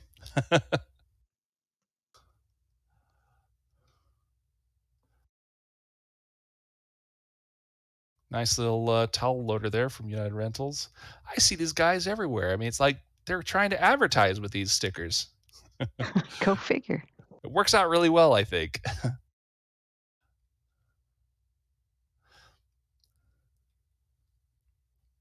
And another view of the can crusher. And I'm actually seeing this guy over here, wondering what he's working on. If it's this particular part, which is going to be a stand for basically doing the hydraulic rams, or is he?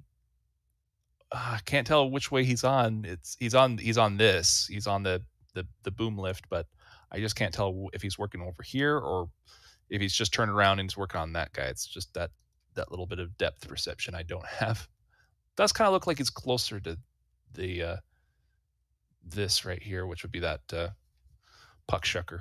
And Max Q points out that there are new clamps on your can crusher. There's new clamps? What? That's what he said. Oh, I have to find out where they are. Keep going forward. I'm sure you'll hit it. Oh, I probably will. So this is actually new to me. What is that? It's a hydraulic system, but what? Interesting. Let's have a look at the. If anybody's interested in the lovely pale blue hydraulic elements, catch us on Twitter and we'll try and find from the flyover if we could see what that is. Oh, so you want us to tweet you? Nowhere. I'll tweet you right now. And also in that shot, just in the left there is the ship aft skirt I was talking about earlier. That is what the Walker referred to as 6.1. It has the can crusher cap on top of it. Yeah, I call that the top hat. Top hat. Yeah. Cool. Yeah, I'm actually the one who figured out what the can crusher was, its intended purpose, how it worked. It was about May. Yeah, it was around in May that these first pieces started coming in, and I posted something on was it July or June? Can't remember which date it was. It was the summer for sure. Yeah, it was the summer, and so I was the one who got I guess the naming rights to the thing because I figured out what it was, how it worked, and even had something that kind of looked. It was basically a shortened or truncated version of a booster section, kind of like this or this. That was just like, oh wow. And I wasn't even trying to do that part. I was just saying, yeah, you could stick a whole booster on this thing and really give it a good test to see if it will even survive a max Q regime and everything else with it. So a max Q regime, huh? Yeah, well, basically all the stresses between launch and max Q. I just like how you said it. Sorry. No, don't be. It's a very different way of saying it. I'm just thinking about it out loud. Yeah. Now I'm self-conscious. Oh, my bad. I'm so sorry. So I got more questions. You don't have to be self-conscious. We got more questions. Let's go for them. There's a question about, is High Bay Bar open yet? Do we know? I know it's open for Elon and Kanye. Only to invited guests. Yes. It seems to be open for the invited and special guests for SpaceX and its high-level personnel. I don't think we're going to see any, normal Brownsville weddings or anything like that anytime soon. Yet. Yes. Yeah, you might have one that's like a SpaceX worker who has a wedding. That would be cool, but we haven't seen anything quite yet. Birthday parties for Elon, other celebrations, definitely, yeah. And yeah, Booster 5 here, it's got all this good stuff still. They might be able to use that on something. Maybe booster something or another. Hydraulic. Those gimbal mechanisms. Yeah, they're for the hydraulics. Unless they change that entirely, which figuring them, yes, they may have replaced everything. They don't seem to recycle too much from old stuff to new stuff. It's like, oh, that's old. That we went from this type to this other type because it's 20% lighter or 5% cheaper or some other reason. They seem to be changing out elements quite a bit, but overall they stay mostly the same, it seems. Well, and it makes sense. We're watching their iterations as they perfect the machine, the Starship. I'm just thinking back about, 3 years ago now, actually. 2019, Mark 1 was the thing that was coming along, and we thought, oh my gosh, this is going to fly. They thought it would fly until they realized, oh yeah, it's not going to fly. And yeah, it didn't get anywhere close. We're kind of seeing some of that, but without the destructive elements of the testing with the boosters. So they keep making iterations and changes very rapidly. They're in a very agile. They are an agile company. It's agile as a form of business. You probably worked with it more than myself. It's a methodology, actually. It's a project management methodology. Okay, But but say, very go very on. much. Isn't it supposed to be very iterative and looped Correct. and everything else, so that they Yeah. constantly are changing? So you are checking in more often. You have smaller increments for the end goal, if you will. So you have milestones that you hit. Instead of it being from beginning to end and you complete the entire project, which would be waterfall, you're doing it in smaller increments. So it allows you the flexibility of changing your course or adjusting as you need. So ideally, when you end up with your final product, you don't end up with something that is not going to work, not functional, which happened a lot with waterfall because they weren't iterative. Yeah. So yeah, So that's basically their that's my design. expertise. And I'm kind of seeing this stuff not just in their ships, like the iterative process there, but as you've described their business practices, things are constantly changing. They get really good at like communicating with the FAA on what they want when they want it. For, let's say, launches last year, they were just constantly sending like, oh yeah, since we need to update you on this stuff, we over update you, instead of saying, oh yeah, we only want this one launch at this one time and we're all going to be ready months in advance. Like other rocket companies, I've seen them do that, where I've gone to Northrop Grumman and watched them do um, the nice SRB launches for a 5-segment SLS booster, but it's scheduled months in advance, so you get to go there and see it by the minute, and it goes off. But the thing is that with the rapid schedule and testing that SpaceX wants, they will change their dates quite frequently, and so they'll update them on that side Latter. too. Hence the fact that we have Yes. closures every day and then we have cancellation of closures every day. Well, I think it's Almost. also that particular cancellation thing. I think it's because people were complaining that they were not fulfilling some part of an agreement, and so now they are fulfilling that agreement. So they are scheduling these things way far in advance, Right. and then they just cancel them if they don't need them. Right. Which doesn't hurt them, but it just makes it Kills us. very difficult for us, and it actually makes it difficult for the beachgoer because they have no idea if it's going to even be remotely open or not. So that's a harder element to work with. And we also want to welcome Crow Guy. He's an RGV early access member now. Welcome to the crew, my friend. We're excited to have you aboard. You want to go through some more questions while we're I'm moving ready along? if you are. Yeah, I'm ready for them. Okay, these are the high bay questions and things like that. There's a question about from Stumpy. Hello, Stumpy. What are the Stumpy001, hello. What are the temporary large platforms on the outside of Widebay going to be used for? That's a good So the question, temporary Stumpy. platforms right now are used for or before they were used for putting the segments together. Now that the segments are together, they basically are just going to use them for final assembly of the siding, and it's really nice, and it'll be very quick for that siding to be done. There's a gap between each segment where those platforms are at, so you'll see those appear to be attached very quickly. So we're actually in this photo here, the wide bay is to the right, and here we could see that they're doing all sorts of electrical. This is the new, So I was going to ask. yeah, this is the new building. Stargazer? No. Nope. What's it called? It's the Starfactory. Starfactory. There's too many Yeah. stars around here. I think Mauricio is the one who the other day tweeted about this directly. That was the first we've ever heard of it. It's like, oh wow, that is quite the name. But let me pull that up here. So this is the tweet. I thought I was actually pulling up the whole tweet, but I just opened up a new tab for it. But yeah, groundbreaking of phase 1 of Starfactory at Starbase building is expected to be over 300,000 square feet by 60 feet tall. Will replace all large production intents. Buildings will extend almost to fence of Highway 4. And looking at this thing, this is the photograph that shows basically the foundations of this thing that started. in that picture we were just looking at, you can see conduit for electricals is going through here, and it actually continues either underground or is about to be connected to this area from over here, and then it goes all the way over to closer to the Highway 4, but it goes north, so the down is north on this photo. But yeah, they are looking to make a building that's very similar to the building in Florida that they've already started the foundations on.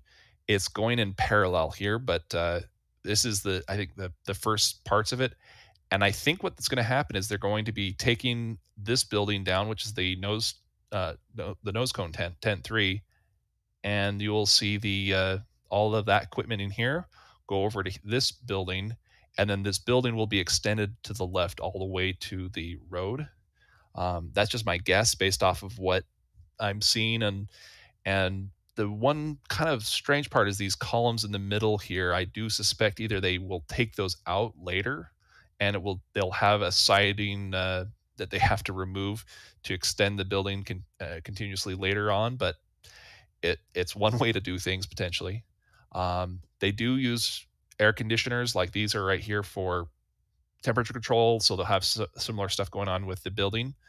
But most of your power distribution will be on the outside walls of your building, and then you'll either go up into the sides of the building and then go down along the columns.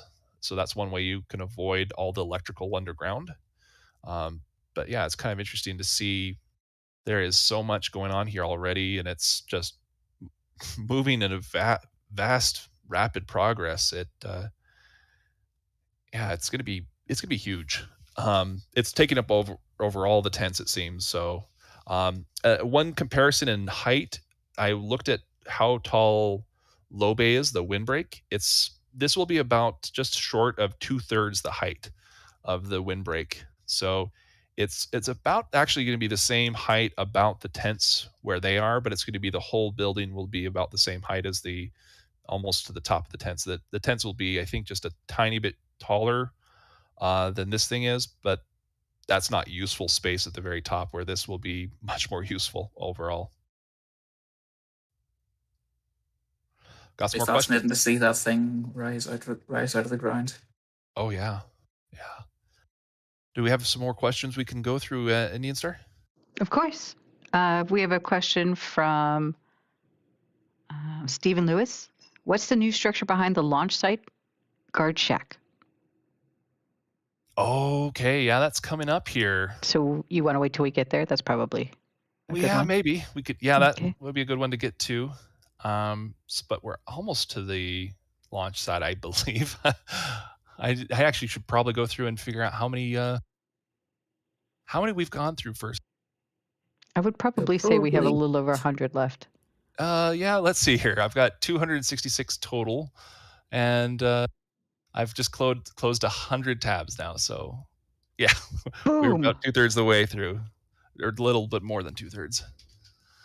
Ooh, here we have a new challenge from Rocket Profit. He's dropping $25 and he says, challenge for everybody. Let's see if we can get to 100 likes. I dare you. You just got dared by Rocket Profit, ladies and gentlemen. Let's see if you're going to take the dare and hit that like button. Get us up to 100 at least likes. Yeah, I think we could probably work on that. So that's going to be I think this is ship 22. Oh, it's hard to tell which one this is from up close. Yeah, I think that's right. Yeah, it's got to be 22 because this is the only confetti ship like that. It's like it was so close to being done, and nope. So there's definitely more to do, but yeah, they were done with it. But it is cool to see like all of the little things that they said. Yeah, they need to do felt in all these places, which I guess they're calling this what looks like to be KO wool underneath the underlayment as felt. Or maybe there's additional parts that they're saying that needs to be literally this is going to be what they need somewhere else. I don't know. That's just that very box structure. Fascinating. Never seen them do that before, so it's a little bit different. And look at that. They actually have labels on each individual tile. That's cool. Have they always called it felt? I thought KOL was like insulation, like Pink Panther. But that's the stuff that goes in between the tanks and the shields, right? On Lego pad? So you're talking about like on the perlite? Perlite, yes, that's what I'm Yeah. talking about. Okay, yeah. So this is an insulation. So it keeps the cold in and the hot out. That's basically what KO is. It's a mineral fiber blanket. Right. And I'm pretty sure that's what this stuff is. You can cut it with scissors. It's Yep. safe to work with. But they I mean, call you it wouldn't. felt, so I thought that was interesting. Yeah. Yeah, it is strange that they do call it felt, but it's a simple term because it Right. probably feels and acts a lot like felt. Mm-hmm. It's a good You can descriptor just for about sure. see there as well, in between the tiles and the felt, they have a little mesh. If I remember how a mesh vest is supposed to work, that would trap a little bit of air, which would add additional insulation. But maybe there's another reason for it. I've never really understood the mesh itself, what that was for in specific. Like maybe the issue is that the KO will peel away sometimes, and so having maybe that mesh be there prevents that from happening because it keeps, let's say, 2 layers of KO together. I've just really never understood that particular mesh element thoroughly enough to know why they actually use it. Those tiles, the back of them, I think, is that a fiberglass base on which you have a couple of other layers, and what's the top black ceramic layer. Maybe it gets caught on the felt, I'm not sure. Perhaps when you remove it, but you shouldn't be taking off the tiles that often. So usually, like, yeah, the tile is broken or something, and you will need to remove it. These things are pretty thick, but it is amazing how many of these they were breaking, especially with Ship 20. Of course, the fact that they were slamming them with the palm of their fist to get them to attach, and they would just bend the pins underneath. Yeah, it was never really good on those. Oh, is this that new the new section that they have got next to, I think, well, this is the old one. So this is overall the second payload barrel Pathfinder we've seen. The earlier one was, you can see the hinges right made. here, not the hinges, but the lock mechanism right here. Yeah. So the first one we saw a long while back was with parts of SN17, SN18, turned into a So are you saying door, this very is that? basic door. But no, this one is their second attempt, which is much flight worthy looking, except it's not. This thing itself won't fly. It doesn't have TPS pins to take TPS tiles, but the mechanism seems to be there. We saw this. So this, what you're currently looking at here, this is from looking on Rocket Road, I think, past between the High Bay and the Widebay, looking at Tent 3, and this thing is here, which is where it's been since the 3rd of March. Previously, it was on the other end of Tent 3. And now on the other end of Tent 3, we've got another payload thing going. Sam, is this the one that has all the structure on the inside of it, or is that the other one that we saw in the flyover? The other one. Okay. The other one on the other end of the tent. Well, there's definitely structure in inside of this, but it's not the cage or whatever that is. Sorry, yes. Right. Yes. Does this one have the one that we saw? You there, Andy. Sorry, Sam. No, just I misunderstood you there. Yes, this is the one that we saw on the flyover at the other end. Oh, it is? Okay. Is this also the same one that we saw get that structure lowered into it, that cage-like structure? No, so that's another one. Okay. Yes, so we haven't seen 5-ring barrels around for a while, and so that we've been tracking those. This is the first one they made in a long while. The second one got scrapped. The third one is what had that that payload dispenser loaded into it the other day, which is now receiving insulation.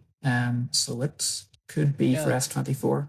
There's a lot of debate on that one. So it looks a lot like the HLS ladder system, and they just published the some of the HLS imagery to to kind of show what they're doing with Starship, basically the lunar lander. And it was interesting because that structure looked a lot like the structure for HLS. So I'm wondering, have you seen those particular pictures from NASA? Good point. Yes, I've seen them, and I know what you mean. That is a good shout. And if that's true, and they're putting insulation on that, I mean, what it would indicate is that they're using Shift 24 to see what that some of the HLS systems actually how they perform on launch and re-entry is what that would probably indicate. Well, that's the weird part, is that there's no reason to do thermal reentry with HLS, and especially one that goes to the moon and that kind of stuff. So it's like very strange. It's like they're doubling up on testing of the system, if that was the case. Yeah, my money Otherwise, I is would on- say yes, it would be for a dispenser for Starlink or something like that. Yeah, my money's on the dispenser, but I mean, we need to get some photos of the other side to see what the door's like, and that'll probably Yeah. settle. Come on, fly over. Keeping my fingers crossed. Everybody send good waves. And then while we're sending good waves, we also want to thank Rocket Profit. He's now challenging all of you to raise us to 300 likes. And he's dropped $25 towards the effort. Thanks, Rocket Profit. Oh, nice. Do we have any more questions we can go through as we're going through some more here? And I think we're still making good time. So we've got about 2 more hours left, I think, or maybe We it's have an about hour. an hour. Yeah, about an hour left. Okay, time's been flying. I've been having fun. Oh, good. I'm glad you're having fun. Hopefully everybody else is as well. And if you are having fun, again, be sure to like, subscribe, and hit that bell button. That Another looks like question. they're taping this one. Wow. Yeah, they seem to do this, and we've seen that in the tiles as well. I suppose they must be waiting for something to cure or set. This is the access hatch for. Let me just think this through. Booster.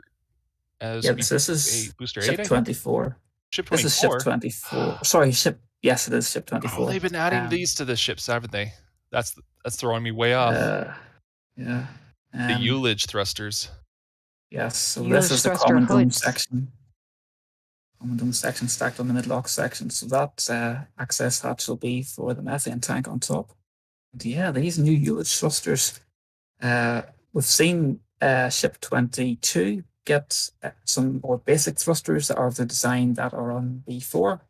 And then this is a new version, which seems more thought through, perhaps a bit more robust. Yeah, I've got the heat shield tiles to the left. They've got everything there. But there's definitely some new equipment here on the right-hand side. Looks like you've got a lot of pneumatic lines in here. Not sure if these are raceway covers or if this is equipment itself. Yeah, I wonder, is that the FTS? What's the name of it? Yes. Yeah, that would be very slimmed down if that's the case. Maybe it is set in between those. I'm not sure. It certainly looks new. Yeah, very, very different. But I mean, the way that it's connected does look like the FTS. They put it right on the common dome right here. You can see the weld. So yeah, that would make sense. And they've been going through and doing a panel system similar to this, but this one, it weighs less. It's not as big. And maybe the raceway goes through in the middle here, but I think the raceway actually looks like it would be to the right. The right. Yeah, off to the right. Yeah, because I would never see them put a raceway on a weld doubler like this. Yeah, the center axis is off to the right.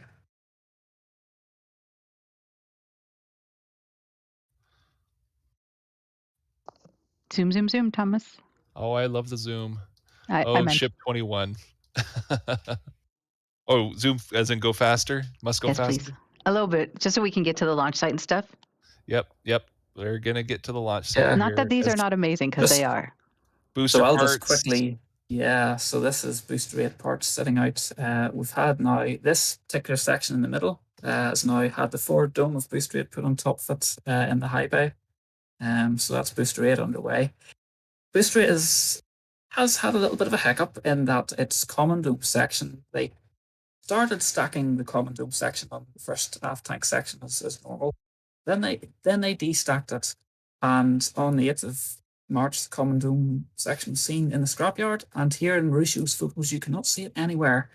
It looks like that common dome section's been scrapped, for whatever reason. Something perhaps went wrong, but it had the old Euler's thruster nozzles. And the next common dome section that was just created the other day with V9 label on it, it has the new thrusters, so maybe we'll see that swapped in on Booster 8. Do you think they're skipping Booster 8 and you reusing parts of it for 9 or anything like that? Or is it making new parts for 8? The fact that now started stacking the forward tank makes me think, yeah, it's still going to be a full booster, and they'll probably swap in that common dome from Booster 9. And That's Sam, good. those FTS boxes you just saw on the ship that you were noting, they're also on Booster 7 Cool. that we're calling FTS. Interesting. Yeah, Well, I thought keep you'd an eye like on that, that. Max I Q. need to see the photos for that. I'll be sure to That's tell huge. Mauricio.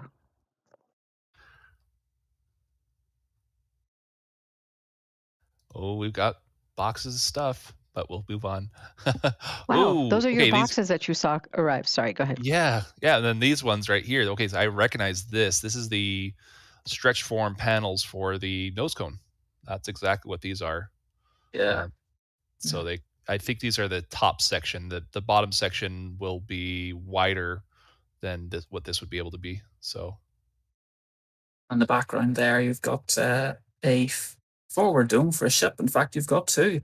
The distinctive thing there is those two holes, which are the ship 24, because now both header tanks, the LOX and the methane header tanks, are in the nose cone. So there's going to be downcomers coming from those down through the forward dome. Well to done, feed Sam. the engines during that flip and burn maneuver. now, are these going to be ship 24 and above, or this has to be for 24? Well, this is 25 and 26, or maybe one is a dud and it's just ship 25 that's going to serve. We'll see. Okay. That does seem to happen often, that starships get started and then they're like, nope, we skipped it, we moved on. Yeah. We've got better things to do. They end up using them for tickets and things like that, for all their test welds and all that good stuff. Coupons, not tickets. Coupons. Got it. I was close. Yeah, so they'll cut holes in things and it'll be a weld. Like they'll put a hole right here in a square, and they'll go through and do testing of that particular part, X-rays and weird electric stuff that they'll run through things to basically test the welds, make sure it's good. And that is upside down. Yeah, that is what I was talking about. That's B9's common dome section. Yeah. So yeah, this is the sleeve before it went on the dome, and you can see those lovely cowbells. We need more cowbell. I can't go wrong with a cowbell. Yeah, everybody loves a cow. Might as well have a cowbell. Yeah, so these are, it's just crazy to think these are being used for Taja depressurization lines. You can see right there's that old notch being made out for it. So that confirms what we were observing before. At first I thought, that's really strange. I don't know why they're putting lift points on like this. That doesn't look right. Maybe they're going to cut this off and do something else. Maybe this is part of the Taja depressurization line. And nope, there's a hole right there. That's so the line comes this way because this is upside down, like I just spinned it earlier. But yeah, that is crazy to see how much they're doing. And the dome is going to be down around here in this section, because you can't put it against the stringers directly, and then you'll have some stringers on the outside that will continue that strength all the way through. Oh, this is a great one, and I think this is 2 different stringer systems to align stringers on, I believe, on the inside and the outside. So this we've actually seen, they've used this to keep rings in shape as they flip them, because obviously, usually if a ring is on a barrel, the barrel itself is sort of holding it in the ring shape. But then when they flip it, the ring goes in between those 2 different sized sets of guides there. The weight 30,000 pounds will probably help indicate that. This is the first time I've actually seen that label, but yeah, I always took it that it was for stringers because the spacing was very close. Yeah, it looks so much like the stringers that go Oh, around actually, I'm looking at it dumbbells. again. I have to say, nope, eat some more crow on that because these stringers are so much more dense. So it goes, this is a stringer, this is not, this is a stringer, this is not, because each weld line is the metal itself. But it's like a U or C shaped channel. But yeah, I'll keep scrolling through these pretty quick here. And what do we have here? Well, I wonder, is that the door for the new dome jig? Because just like the nose cones, domes are switching to being made of stretch formed panels rather than stamped panels. So much fewer parts the domes will be made of now. And I don't know for sure. It's about- hinged right here, which It is hinged. yeah, it's like it's hinged there, and I suspect it's either in pieces and they get locked together. It's maybe just a privacy wall. I don't know what that is. That's Maybe so. it is. I don't know. Like that wall is just very strange. Yeah. So it could be Some- like it- you've got a little bit of offices in here in this section. So you've got a little bit of In the privacy. You're tent? not in the You tent. think? You could maybe. It wouldn't be too loud Oh, or well, that's freezing what cold. well, that's why you've got this thing there. It maybe sound absorbing walls. I have no idea what this is. So speculation galore on that, but it is something of a box structure up into a point, Yeah. and it does fold. So it looks like these are in panels of 2. So these 2 panels fold together here. And that would probably be the same for this one if it continues on that pattern. Max Q wants you to know that the structure is around the new dome jig. So they are around the new dome jig. Oh, it is kind of a privacy Yeah. wall, but it's to protect your eyes from the welding that's going on the other side, probably. Oh, Yeah, the nose cone jig has the same thing. As, Gotcha. There's walls Yeah. around it. So they're panels to protect you and your vision because they're using welding that can be very dangerous to your eyes. Oh, that is just glorious to see that whole booster. Okay, moving on again. Just got to get through these photos. well done, sir. Yes. I'm just plugging away through these, and I've already gone through and looked at pretty much everything on the booster. Just checking every little details that potentially could be relevant, and more Starfactory here. Nice. This is, I think, from the other side. And there So is we're- actually a Starfactory question, I think. Oh, go for it while we have this here. Yeah, you continue to talk. I'll find the question real fast. Okay. I might be passing Starfactory pretty quick if you don't get to that question. So, but yeah, there's a lot of power distribution going on in this tent. They moved that tent over, and they wanted to keep it, so they moved the whole tent after taking it into basically 2 sections, and then reattached everything. And they've got power distribution here. But basically, this is the new wall to this building, and I guess they've got this little fence here that we talked about last time, or actually time or 2 ago. It's to protect the building over to the right, it looks like, and that's all that is. So it the seems question to be- about star factories, could it be that the only reason they're building star factories because NASA requires them to do so? And if they have to build one, then they do it for everything? So are they No, I required to think build that- one? I don't think they're required by NASA to build a star factory. I think that they are basically that this whole system has been a test bed of what is the minimum we need to do to build a rocket. Do we need to build this inside or out? Could we do it outside? So they threw all caution to the wind in testing that way, and literally the wind kicked back and said, "Nope, you have to do this indoors for welding large pieces together. Otherwise, the welds are terrible because your argon gas is blown away, and your sections like a nose cone, let's say hoppies, blew over." So they did have to build windbreaks. They used shipping containers. They used low bay, which was just a massive triangular windbreak to get stuff out of the elements while they are welding. And so they do most of the welding in the tents. So they do it indoors, and looks like Starfactory will be more of a clean room type of environment, but it's not going to be maybe as clean room environment as, let's say, Hawthorne or ULA's floors where it's like white polished floors or something. But we'll see. I mean, that's an easy one to do if you're gonna do that. You can make your floors look really nice and squeaky clean. But the NASA part, I don't think there's any reason for NASA to say, oh, you have to do this. I think that NASA has pushed for them to do stuff in Florida. I think there's political pressure as well going on there. They're wanting to say that, plus launch cadence. If you can do launches in Brownsville and at basically Starbase here in this area, as well as Florida, you now have 2 times the launch capability to, let's say, refuel a Starship. So there's a lot to say about doing multiple launch sites. It's for redundancy purposes, as well as just you don't want to disrupt the community around Starbase too much for doing these rocket launches. So now you can do a launch.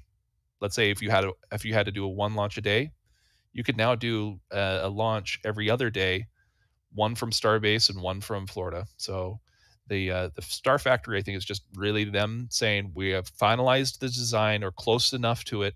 We now know exactly what we need and what we don't. Looking at Blue Origin, for instance, their entire facility is pre-built before the rocket is even fully designed yet or matured enough to be viable. So we know that Starship is very viable at this point as a rocket. And it's just different architectures of how you go about things. It's that agile versus what did you call it? Rainfall? Waterfall. Waterfall. Close though. It's like the second time I've ever actually heard that term for project management. It's all right. I messed up tickets and coupons. Worked out.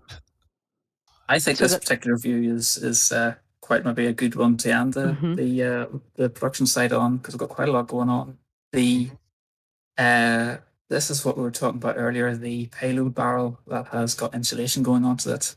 This is the third quint that had the structure lowered into it. We're seeing the windward side, and we don't have good views of the leeward side to see if there's a door. But presumably there is a door of some kind if there's a structure like that been lowered in. Shout out to Jessica again, who live streamed that. Yeah, Jessica. So yeah, and they've also got the mesh going on since this photo was taken. So Sam, we have another question for you. JK Video asks, how many nearly complete starships and boosters are there? We have, well, depending on what counts, if you count ship 20 and 22 as orbital, they are, well, ship 20 is complete, ship 22 is nearly there. Nearly complete. How many nearly complete? Let's not count 21. I don't know if we count 21, but it's not getting a nose cone. It's not going anywhere. I'm seeing a lot of structure on this thing. So yeah, there's got to be something else there. Wow. Yeah. 24 is on its way. And that's the other thing I want to speak to in this photo, which is the Intent 3 are all the other sections of ship 24. So what we saw in the high bay, the mid bay was there's 2 sections, common dome, mid locks, and then here in Tent 3 behind these 2 barrels, you've got the aft section, you've got the forward dome, the nose cone barrel you've got is what we're looking at here potentially, and then the nose cone also in Tent 3. So that was 3 boosters and how many starships in process? We also have ship 25 and potential sections for ship 26, so we haven't seen the ship 26 label.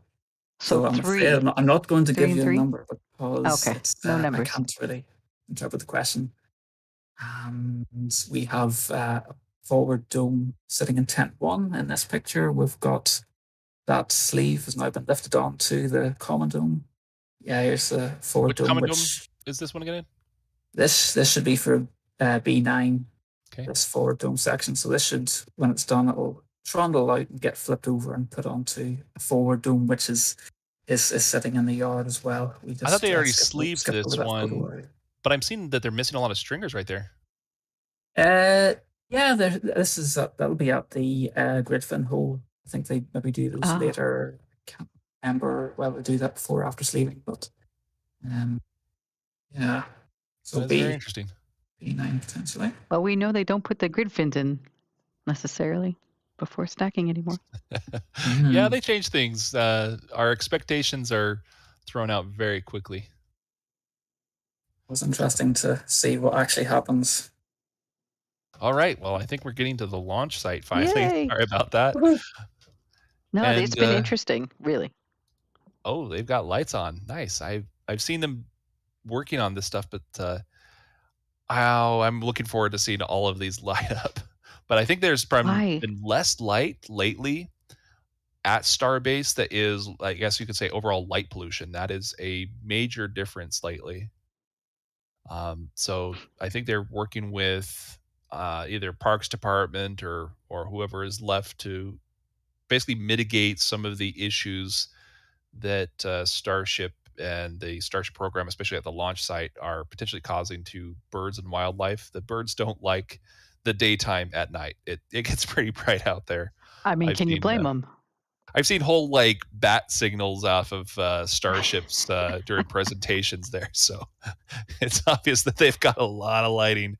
But it's during for construction purposes. It is good to have lighting. It's safe, but there's a light pollution where you don't need the light to go literally up. You just need to go for the parts of the work site you need access to.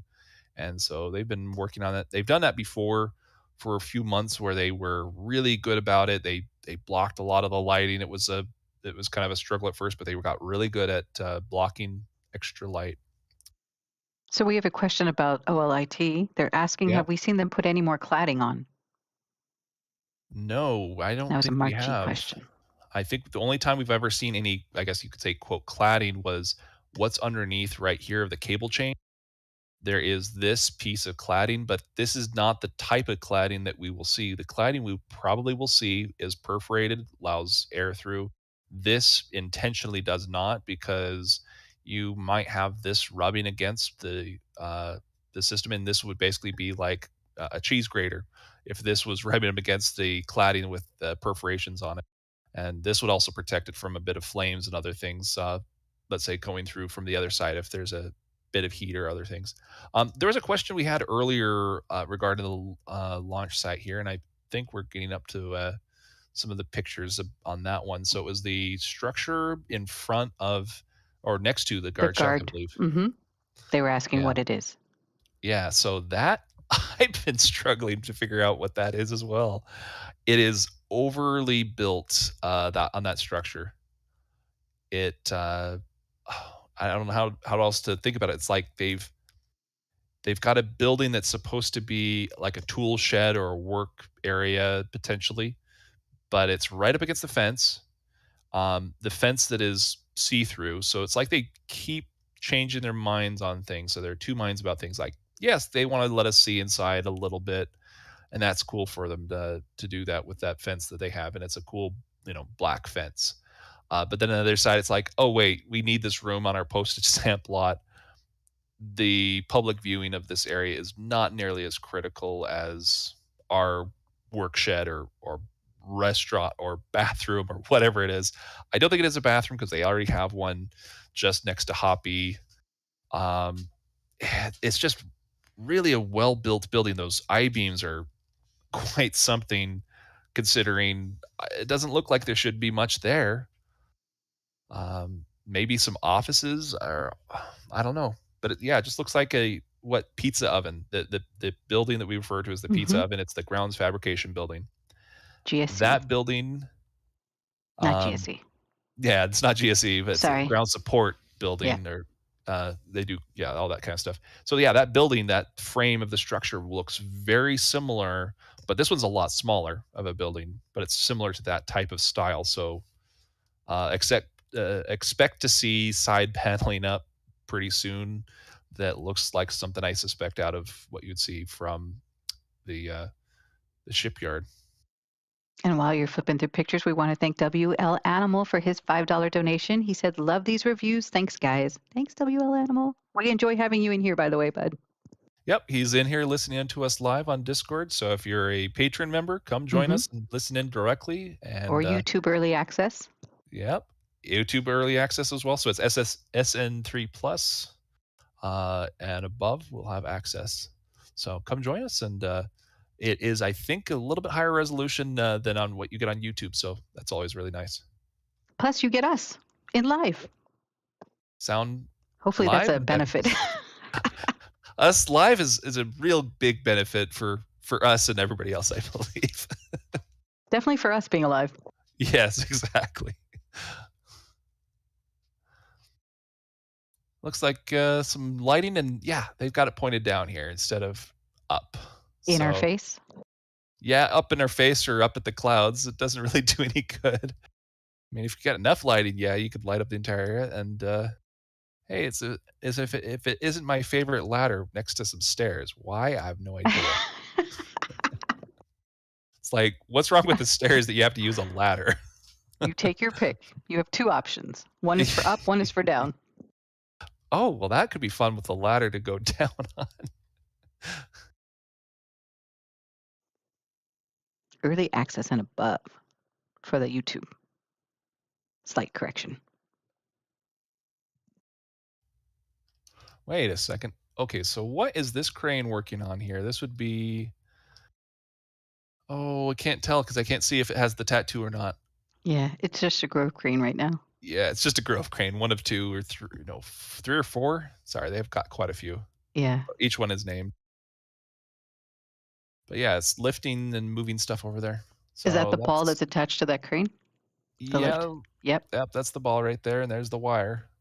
So they're moving stuff. It might be... Okay, so the way I'm Panels? looking at this... No, it's probably piping, I'm thinking, because they've been adding a lot more pipe to, let's say, the orbital launch table. Basically, that stage 0 system, they have additional pipe that's running that way. There is additional piping that is back here, I think they might be working on. So yeah, I wonder what they are doing, because it looks like it's between the tanks and this area, so it's not got a lot of room back there.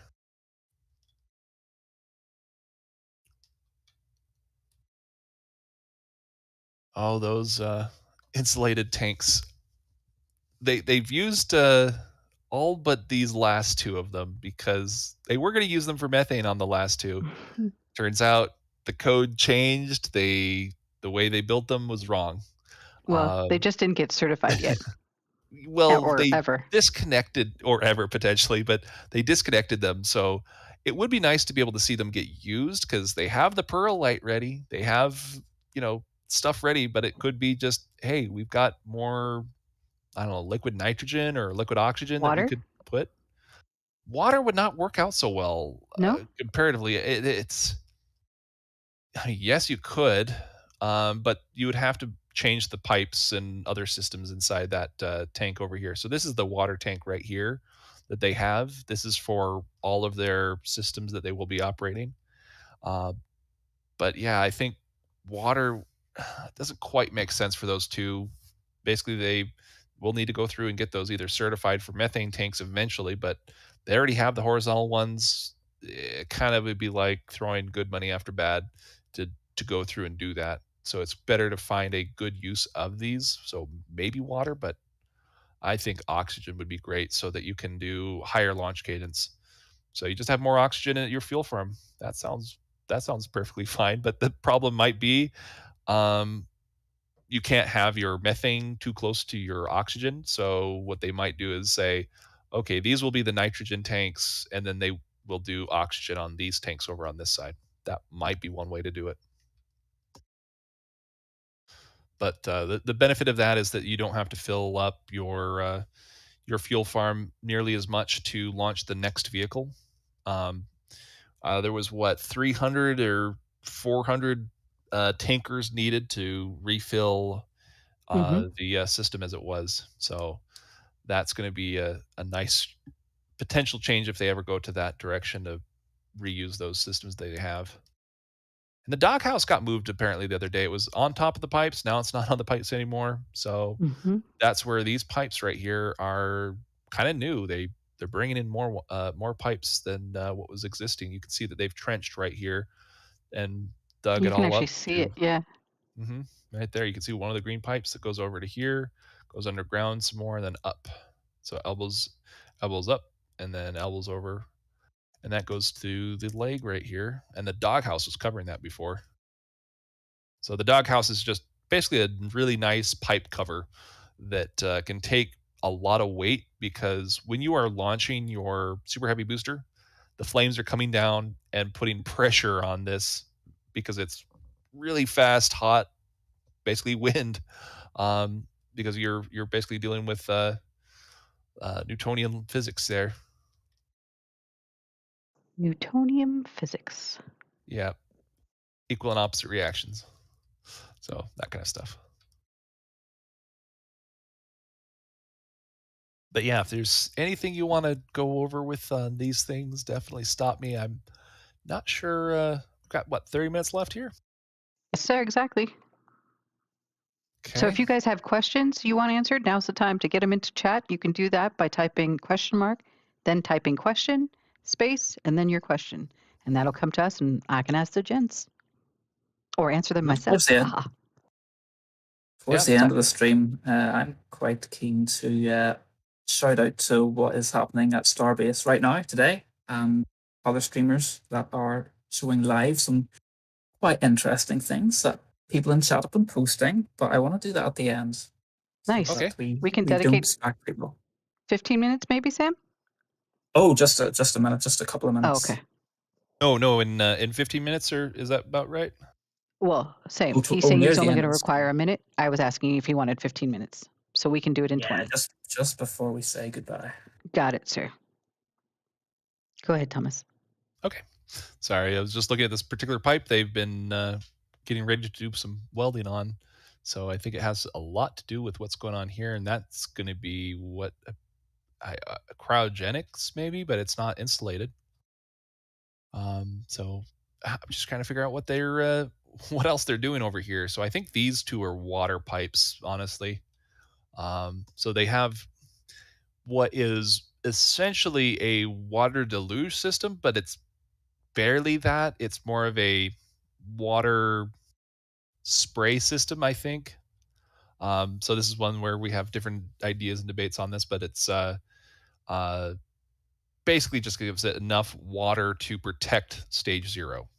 It doesn't need to suppress the sound for the area around it for long. It just needs to suppress the sound around stage 0 enough to try to prevent stage 0 from being destroyed or damaged in some way. So that might be barely enough to do that. So it'll be interesting to see how SpaceX changes the deluge system. And they don't have a flame diverter or anything like that. It's all out in the open, which is actually, I think, a very beneficial design there compared to what you've seen, let's say, with any other rocket, especially like, Saturn V is a big one. What was the other one? The N1. They were both had trenches. Yeah, I think there they're are doing quite a few of them. Yeah, they're doing something with the piping. You can see there's, obviously pipe going through out here. I don't know if that is a new piece or not, but You're talking about the double-ended one at the top? well, this one, I don't know what's going on there. Maybe it's just hooked into it in a weird way. It's like a valve right there. Oh, that's You're just so funny. It's just odd. It's a pipe. Yeah, but Pipe. hey, look, I found the ground vent, which is probably the LOX over pressurization vent that they have.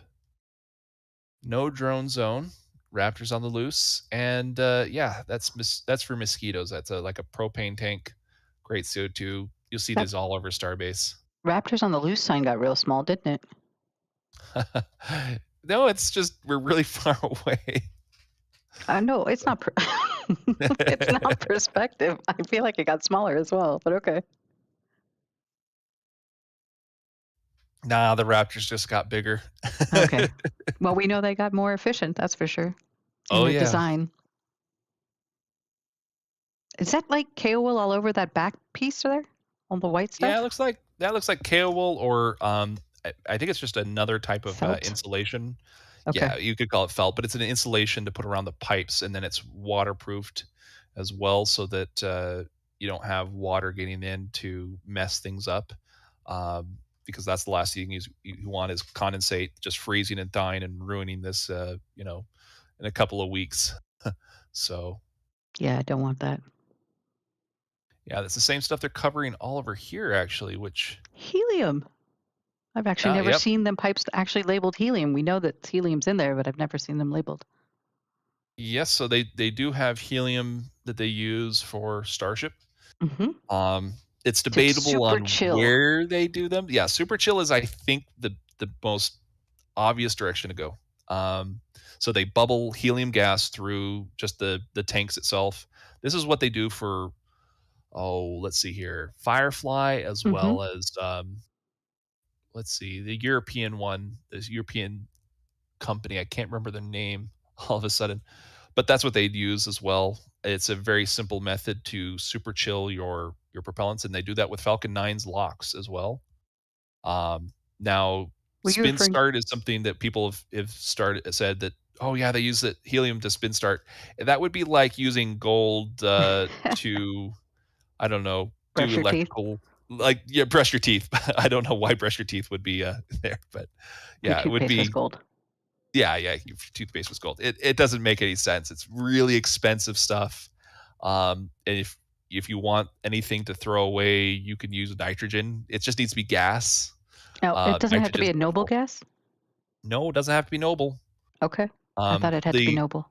There's another one, or it was Arianespace. Another one that Arianespace does besides helium bubbling.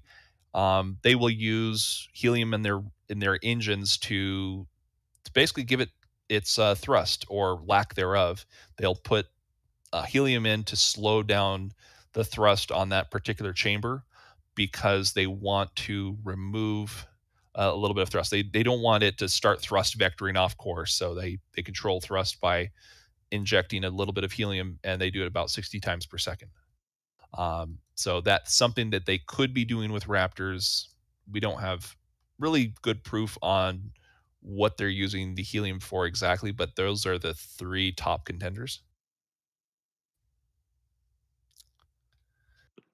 So we want to acknowledge Drop Bear. Drop Bear, thank you for that super chat of $50 for Mauricio's fuel and a beer after landing. Thanks, bud. We appreciate it. I wonder what those cameras are looking at. That's so interesting up here. All these cameras are actually doing that. That is really interesting. These ones are fixed cameras.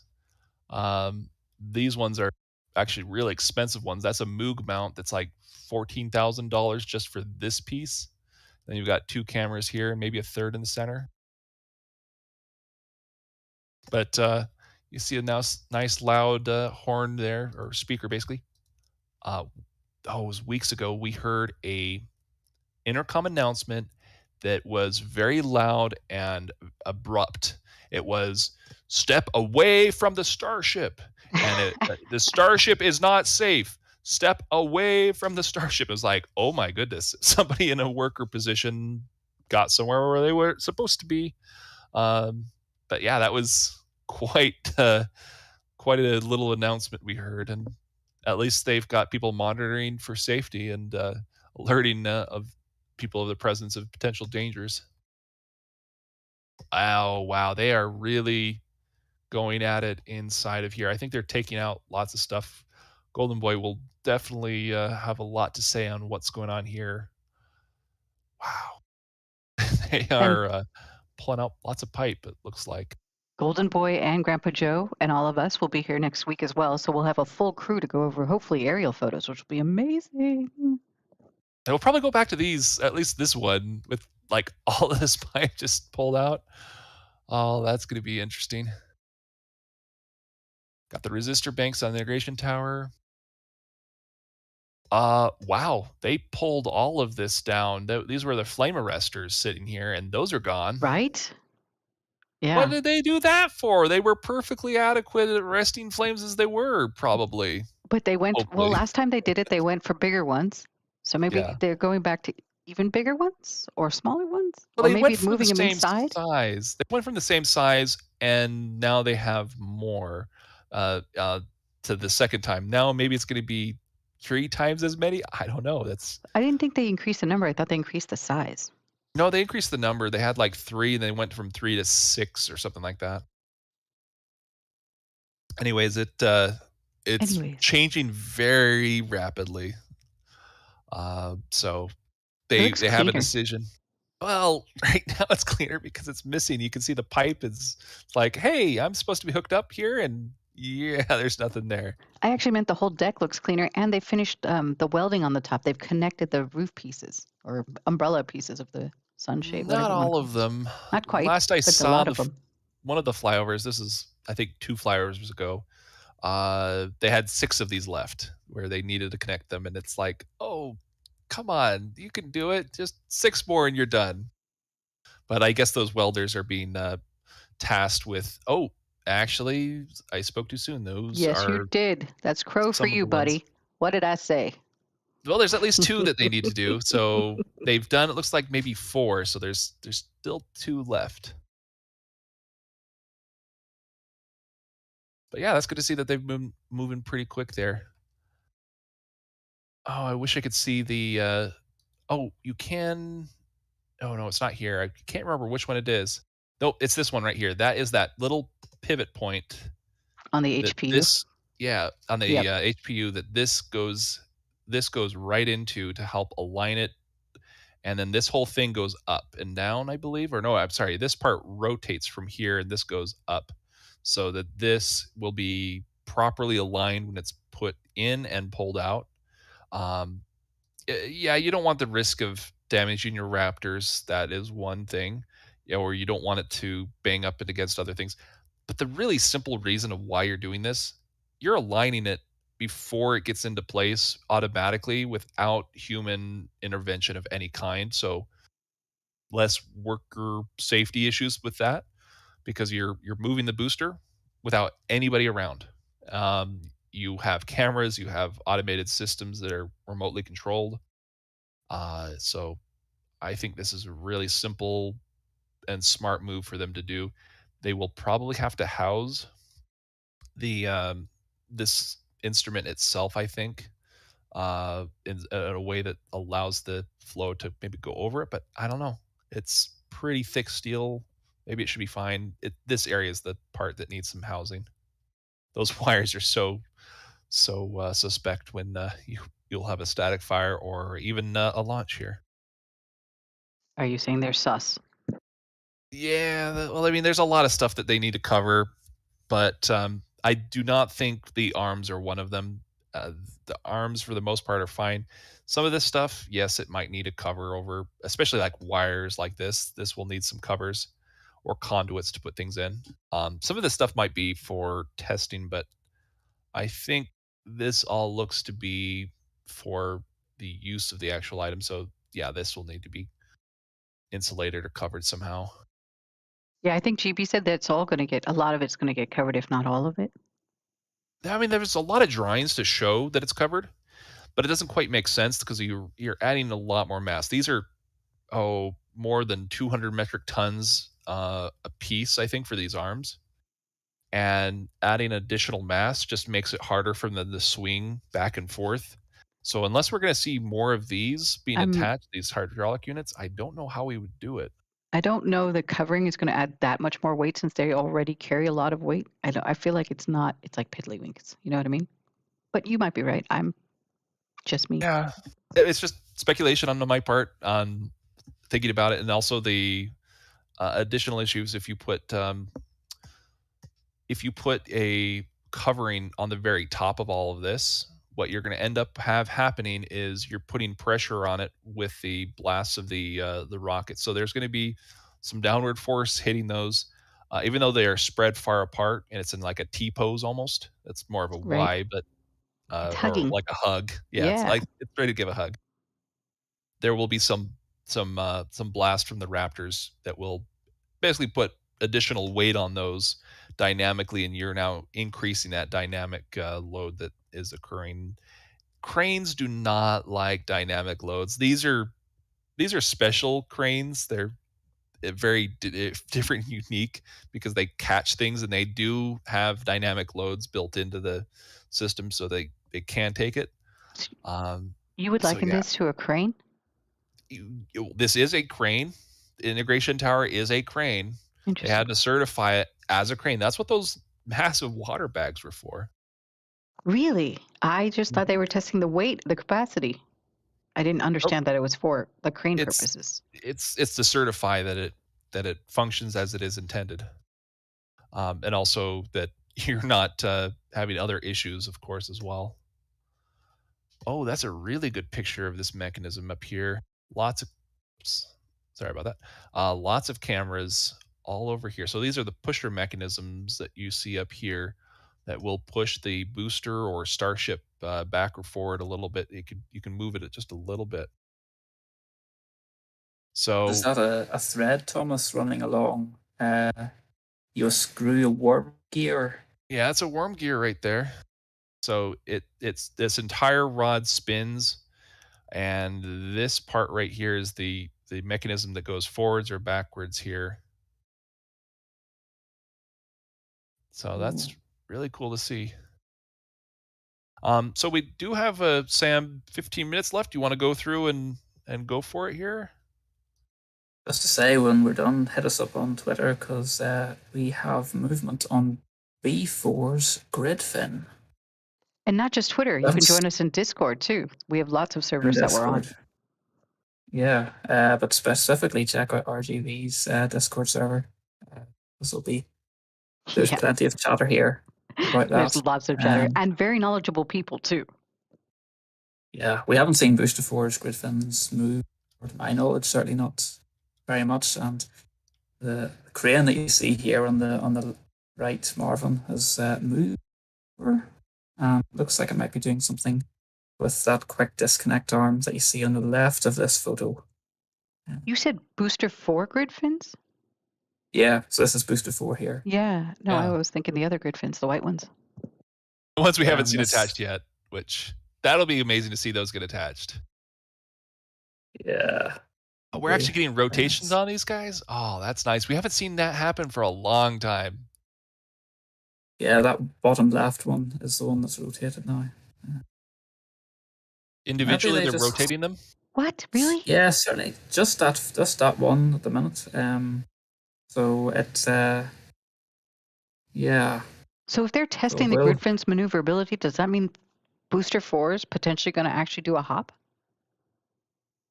Well, why are you testing the grid fins? Why are you testing the integration of this grid fins with the system? Yeah, the system should be the same on those boosters as far as we know. So it makes sense. There's a chance that Booster 4 could fly, but I think it's a very slim chance.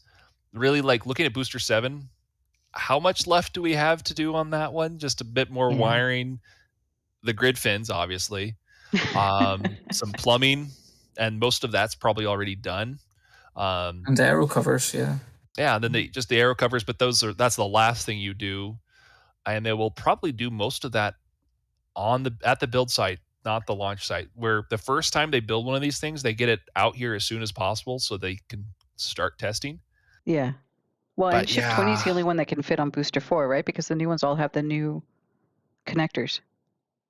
Yeah, the new boosters will not work with the old boosters and the ships. So yeah, they don't play together nicely. So 7 and above, they are made for each other. And boosters 4, 5, 20, and 22 I'm sorry, not boosters, but ships 20 and 22.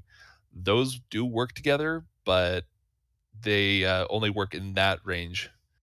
So there is a dividing line between these vehicles, and unfortunately, I don't think Booster 4 will do much more. I'm not even sure if we'll see static fires at this rate. Well, we've seen plenty of Booster 4 static fires. I'm ready for Booster 7, doggone it. Just saying. We saw some engine ignition testing where it was basically like, hey, somebody left the barbecue grill on for a little bit, and that was the amount of methane they had to be able to just do a little bit of a poof with a flame. But that was it. I have not seen anything else at all since. I mean, have you seen any static fire, Sam, or any other activity of that kind on Booster 4? No, and we haven't even seen an igniter test for quite a long while. This is actually a good opportunity to answer a question that came up earlier, which is how does the ship attach to the booster? I think you were talking about that, but in terms of how it stays on, now ship 20 and booster 4, the mechanism is not a moving mechanism; it's a static mechanism. The thing just sits on, from what we can see here. I So think this that's right. this mechanism this mechanism does not move. It's actually the Starship that controls that.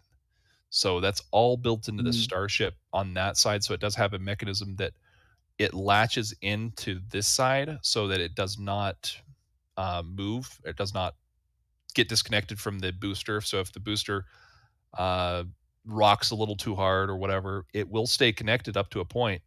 And this is a part that could break if things go catastrophically wrong and the Starship and booster start going sideways or something. This will be the point of failure right there. But the entire mechanism is actually pretty strong. It's using the same type of system that they're using for the hold down clamps for the test stands. So instead of 6, you only have 3, and they're very similar in aspects on this for boosters 4 and 5 with ship 20. It's where you get to ships like 24, and really even actually 22. 22 Yeah, is that's actually a new right. one as well. Yeah. So actually 22 doesn't work with the new system. Its old skirt did, but they never attached it. So yeah, I got that part wrong. Sorry about that. But this new system We'll let it go this does time, kind of Thomas. look a little different. Well, I caught myself. There you go. So. The resistor banks.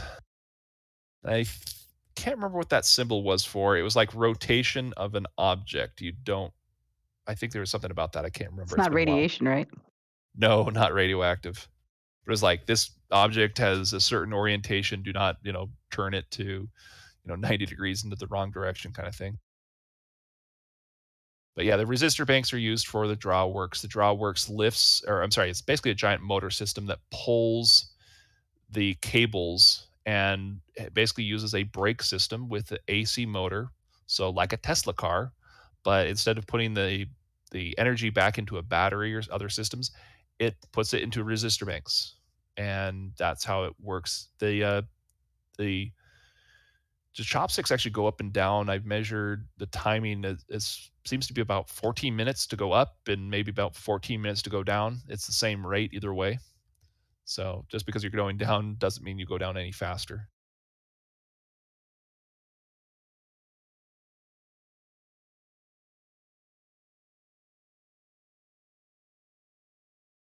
Well, ship 20. Yeah, there's ship 20, and I don't see really any changes on it for the most part. It's just looks cool with heat shield tiles.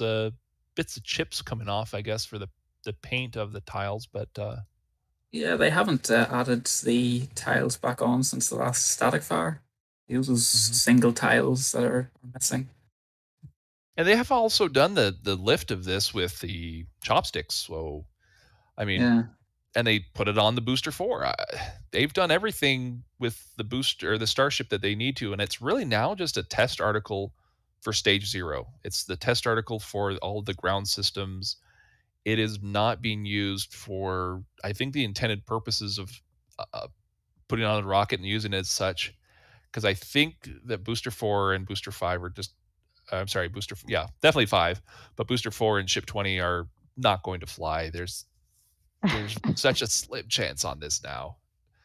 7 is so much the hot stuff right now that booster 4 is not quite as structurally sound. It doesn't seem like it would be something they're worth risking their system with. And man, they're really having at it with those pipes again. I am kind of shocked like how much they're redesigning the system as they're moving forward, which it's already built and we're going to disconnect all the pipes. Okay. I would have thought they would have had all this all designed in CAD ages ago, and everybody would have been like, yeah, there's these changes we're making before they actually make them. But we talked about this. This is the difference, right? This is that whole agile thought, Yeah, agile methodology. So they're making changes as they go. And they could it be makes sense, looking but at it's at the same time, it's like it's ready to go, but it's not. exactly. It's not ready until it's ready. It's not ready till the fat lady sings. Ooh, Shard Baby had a question about how many cows will fit in Starship. I can answer that. Oh, you got that answer? I do. It's 137.5. So you can have 137 and a half cows in a Starship. I know I've done the math on that one. Are you telling me I'm wrong? Because I'm not wrong. Oh, I just know varying that. levels of comfort. They don't have to be comfortable. It's a one-time thing. There are different sized cows, of course. I went to meet some lovely, lovely little short cows yesterday. These are adult cows weighing 1,600 pounds. These are Guinness World Records, former Guinness World Record holding smallest adult cows. You need to go to India. You'll see some good cows there. Dexter cows of Ballybully Farm. Back to Starship. Yeah, I know that I know that I've done a whole thing on cows at one point. Oh, here it is. I did. Oh. It was how many cows would you need to fill a Starship for methane? What'd you come up with? Oh my goodness, for methane, of course. How many did you come up with out of curiosity? Okay, so let's see. It said cows will consume about 11 kilograms a day. Even if you had 130 cows, that'd be 200 metric tons of food. So that's just something where you can't do cows Mars. That was the answer to somebody else's question. But okay, so 200 kilograms per adult cow would be the results for a how lot much of you get per cows. year. Is what you're saying. It's 48,360 cows to fill up a Starship if you had to do it in one day. And it's not the cows filling up the Starship, it is the byproduct, correct? Yes, the methane that the cows produce. They burp it. That's where the methane that's a good way to say it. No, it literally is a cow burp. Mm-hmm. Anyways, speaking of methane, we do have a tanker. I think this one's actually a nitrogen tanker. Yeah, I don't think it's methane. It doesn't say Stabilis.